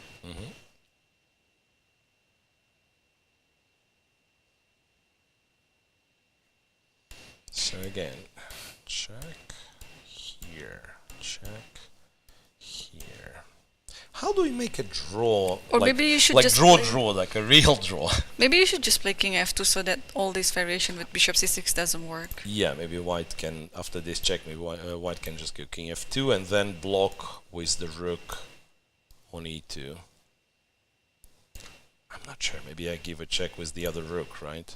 Because black is playing kind of for a draw only. Black is not trying to win. So rook e2. Rook takes, king takes. Your line was very close to a draw. What if we don't allow rook f5, yeah? Okay, another version. If I continue with checks and then go with the rook after this pawn. Bishop you d5. have bishop d5 and then you give bishop b4 a check. This could be the way to lose. This could be the way to lose. So interestingly, it could be almost like a forced line. Exchange the rooks, go bishop c6, and then play this 2 versus 1 pawns. Elisabeth is looking like she's considering to just give a perpetual. Looks like it. I don't that's know. why I think we are not going for a break No, right now. no, Let's we wait. stay. Let's wait. Like if the pawn on e7 is taken, then this is the moment where we can think of taking a break. Otherwise, yeah. Otherwise, we'll stay with this game. We'll wait for Elisabeth to play her next move. But look, lucky for her, she's no longer in danger here. And also, don't be confused with the time, because they just gained 30 minutes each on the clock. Yeah, the way it works, it will be fixed as soon as Elisabeth plays her next move. Right, so it has to run down to zeros, and then she plays a move, and the time's gonna be fixed. Only one decisive game so far. Once again, a reminder, Tan Zhongyi absolutely crushed Stavroula Tsolakidou after a very, very unlucky opening. Yeah. Yeah, there's always... We never had 5 draws, yeah? No. And also never had 5 decisive No, games. there's always at least one draw, there is always at least one decisive game. Closer towards the end, I think we tend to have more draws than at the start. At some point we had like 4 decisive results around, 3 decisive results around. Now it went down. Okay, so Elisabeth is calculating what to do next. Because if I were her, I would be, of course, having this type of position. It feels like I have a second life after everything that happened in this game. So I would treasure it and then keep my ambition on and then play it for a win here, or at least trying to.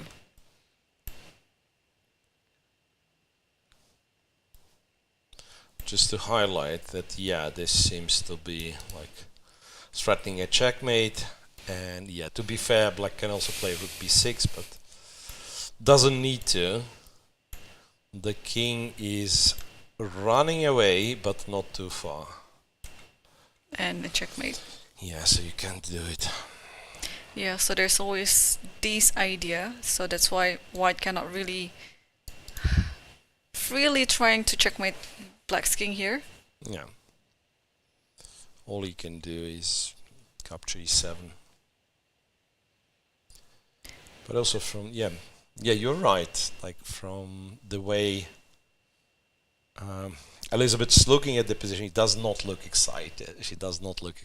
She looks more of a, like, tired, and it's very hard, really. Like, you had an awful tournament, and this game at some point looked really bad, and then you see the perpetual, it's there, and it's all over, right?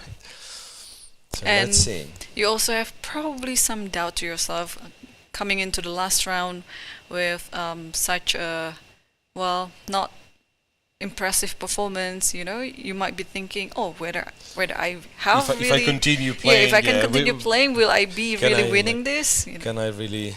Yeah, well, the question is if you see yourself like somehow blundering and losing, because you can continue playing. If you didn't win, you still made a draw, and it doesn't really change much. Yeah. So again, yeah, but it's impossible to lose with white, right? So yeah, she should try this. Takes. Again, what was our best version of King it? d2. King D. I don't I'm know actually what's wrong, thinking, King why F2. did I go King D2? Should have gone King F2, in fact. Yeah, because d3 is very protected. Yeah. So after that, it's Rook F5, and after that, it's Bishop D5. Oh, Rook d5. Yeah, Rook D5 also, but I really like this one. So to put the bishop on E4, so everything Caging is protected. caging the is, rook, yes. The rook is trapped, yeah. That's...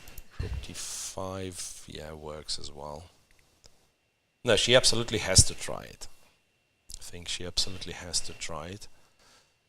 But then again, if you were to try it, you play it relatively quick, because you will need this time later on, right?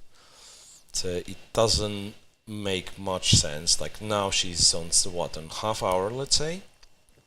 It doesn't make much sense to spend 20 minutes and then decide to play on. So the longer she thinks, I think the probability of this game finishing a draw kind of goes up. But if she decides to take on e7, I think the next few moves will be very quick to happen as well. Yeah, I'll see.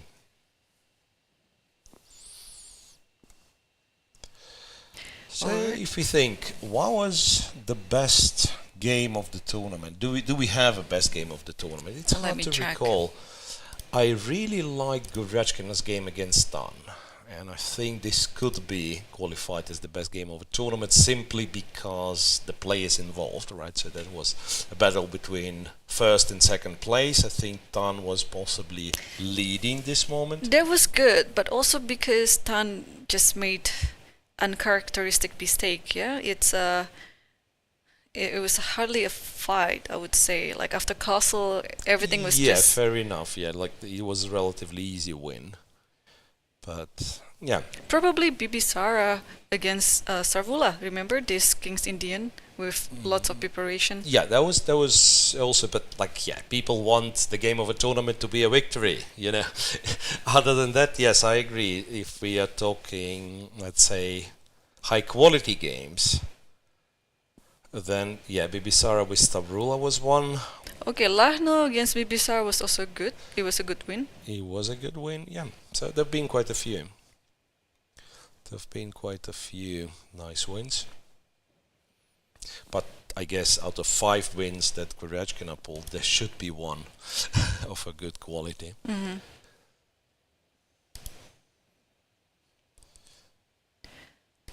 Okay, so I'm looking at, yeah, the cross table might change a bit from the middle to the bottom there. after this game. So wait, Koneru made the draw. 4.5. Divya, if Divya makes a draw, also it's 4.5. same 4.5. Lagno is already on 4. Salimova is on 3.5. And now, yeah, it's up to Munguntuul and Paehtz. I mean, Munguntuul is already 2.5. So if Paehtz drew, then they shared the last place. But if Paehtz won, then second last. Clear last. Yeah. What's your prediction? Will Elisabeth play on, or she just repeat the moves? No, I think she's planning to play on. And we will. Yeah. Anyway, we have to wait for her next move. Imagine if it comes in half hour. that'd be commentators' mistake to stay and wait, but it's not a lot you can do. And once again, if we track it back a little bit, so Divya's position was dominant somewhere around this point, I think, yeah, where she could go e6, take on c4, and after the exchange of these knights, go rook c2. Sorry, why I keep saying c2? b3. Because I'm thinking of bishop c2, that's why. Rook e3 is very serious. Rook b8 is very serious as well. Yeah, looks good to me. Yeah, this looks nice. So she decided to go after this. Switching the rook on the 6th rank, but yeah, it did not really work out.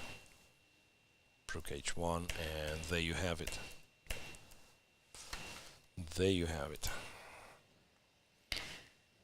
And rook. Other rook to h6. h6. Wait a second. If you go other rook to h6, isn't it just a draw? Could be. Rook king g7 only move, and g7, rook h7, rook h7, king g6. It's the third time it's rook g. Is it? No. It's still it's the second time because the rook was on a different play.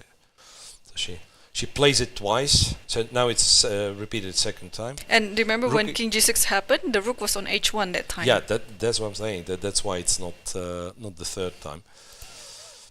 I think she's she feeling did exhausted. Play rook h6 once again. Yeah, I think we are witnessing the end of the last game of this tournament. The rook is still on h7, by the way. King on g6. Okay, she has another thing here. I mean, she knows that she can just repeat, but this is probably her last chance. I'm confused. I am confused because 1 h6 rook h5. Yeah, you're correct. It's 2 times. Yeah, it's 2 times. Now, if Elisabeth goes one more time with rook h6 check, either rook to h6, then she will have to she'll be forced to repeat it. So now it's either rook e7 or a draw immediately.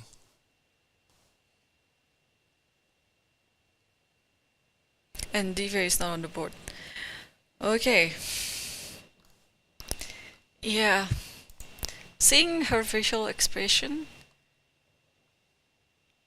I'm trying to read her body language. Yeah, I think she's already giving in.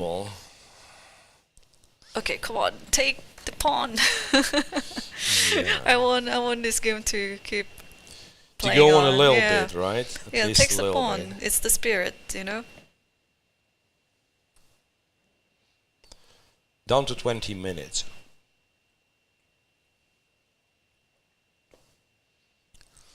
Yeah, but that's exactly what I was talking about. If he was planning to, you just take it after. Okay, I mean, you calculate, you make sure you're not getting checkmated, you make sure that there is like 0 risk of losing, and then you go for it. Because the more you spend the time, you kind of will just regret it later. Or, like alternatively, there is like some secret hidden trick that we both don't see, but I can't imagine what it could possibly be here. Check here. move like this or what? I don't think so. That's a good recipe to get in trouble, right? Like rook b1 and rook b2 is coming.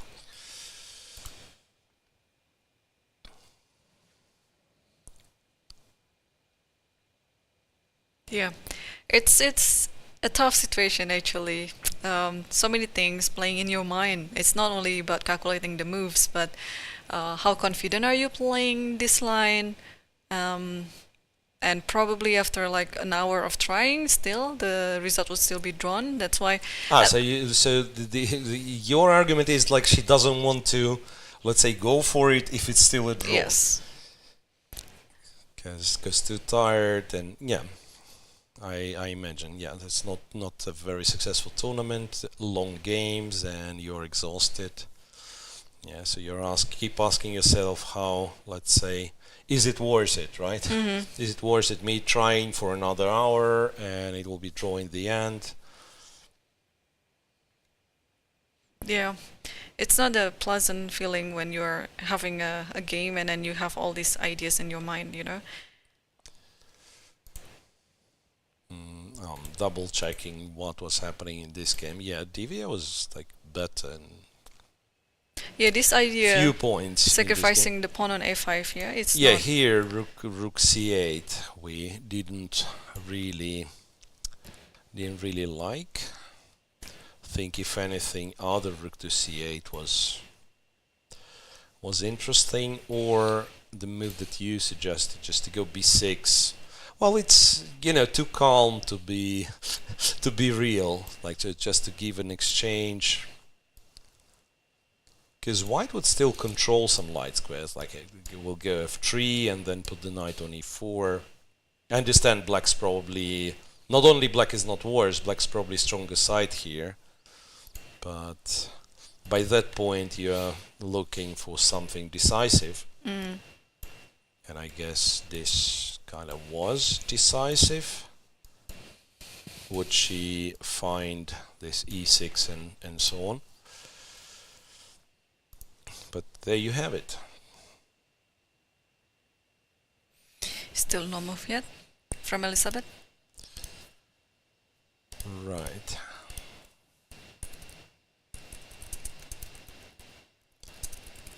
So it's a first tournament for Goryachkina. Is it the first tournament? Yeah, I guess it's first tournament for Goryachkina and Tan Zhongyi. Right. Because the winners in the first leg were Kashlinskaya, I think. Yeah. Bibisara and Stavroula, or Yes. Stavroula Bibisara. I don't quite It means remember. that Stavroula is out of the podium finish, right? Or Shymkent. She tied for third. She tied. So how does it work? Who gets the bronze then? Or is it all shared, I think. I know, but yeah, well, like, for medals. Symbolically, you want to award. I don't know actually if you award bronze medals, because in this case, is everything shared. Maybe you have to have 2 bronze medals to award to both players. But other than that, I would guess the Zoneborg Berger, and then for me it'll be hard to. And I would bet on Bibisara, I think, in this case. I think I'd bet on Bibisara, having a higher Zoneborg Berger. So tell me, It's can all you 0-0. check with the engine I'm if checking. Rook e7 is good? Rook e7. I mean, 4 moves are good there, but they're 0-0-0. So it's not even any slight advantage after So rook after takes Rook e7. e7, what's the line? Rook b2. You know what? Black can actually play rook b1 if black wants to. And it's still 0-0.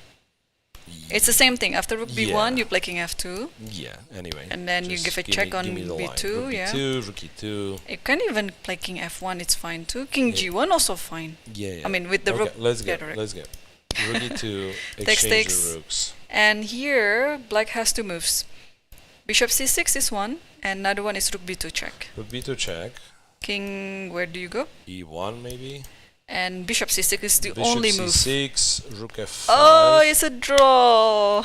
Wow. They agreed for Rook a draw 7 to here. h6 check, and Elisabeth Paehtz takes the perpetual, takes another draw, and the tournament's officially over. It is over, yes. I think it is also, well, probably she calculated everything and then decided, okay, I'm not going to prolong this game for another 30, 40 minutes and still a draw, so let's get over it now. But it was a very interesting match between these two because the evaluation keeps changing from time to time, especially when they're approaching the time trouble. Yeah, it was an intense game, but I'm afraid with quite a lot of inaccuracies. So both players have, it depends like on your perspective, because after a game like this, some people are just happy because they say, okay, I made a lot of mistakes and it was up and down and luckily I finished with a draw. But some people, and I would be probably in the second camp, would blame yourself for not winning. Because you think, okay, your opponent make mistakes, that's why he or she's in front of me. They're supposed to make mistakes. But when I'm making mistake, it's unfair. It's injustice. Yeah. Anyway. So let's see and remind ourselves what happened in the final round of the second leg of this Grand Prix.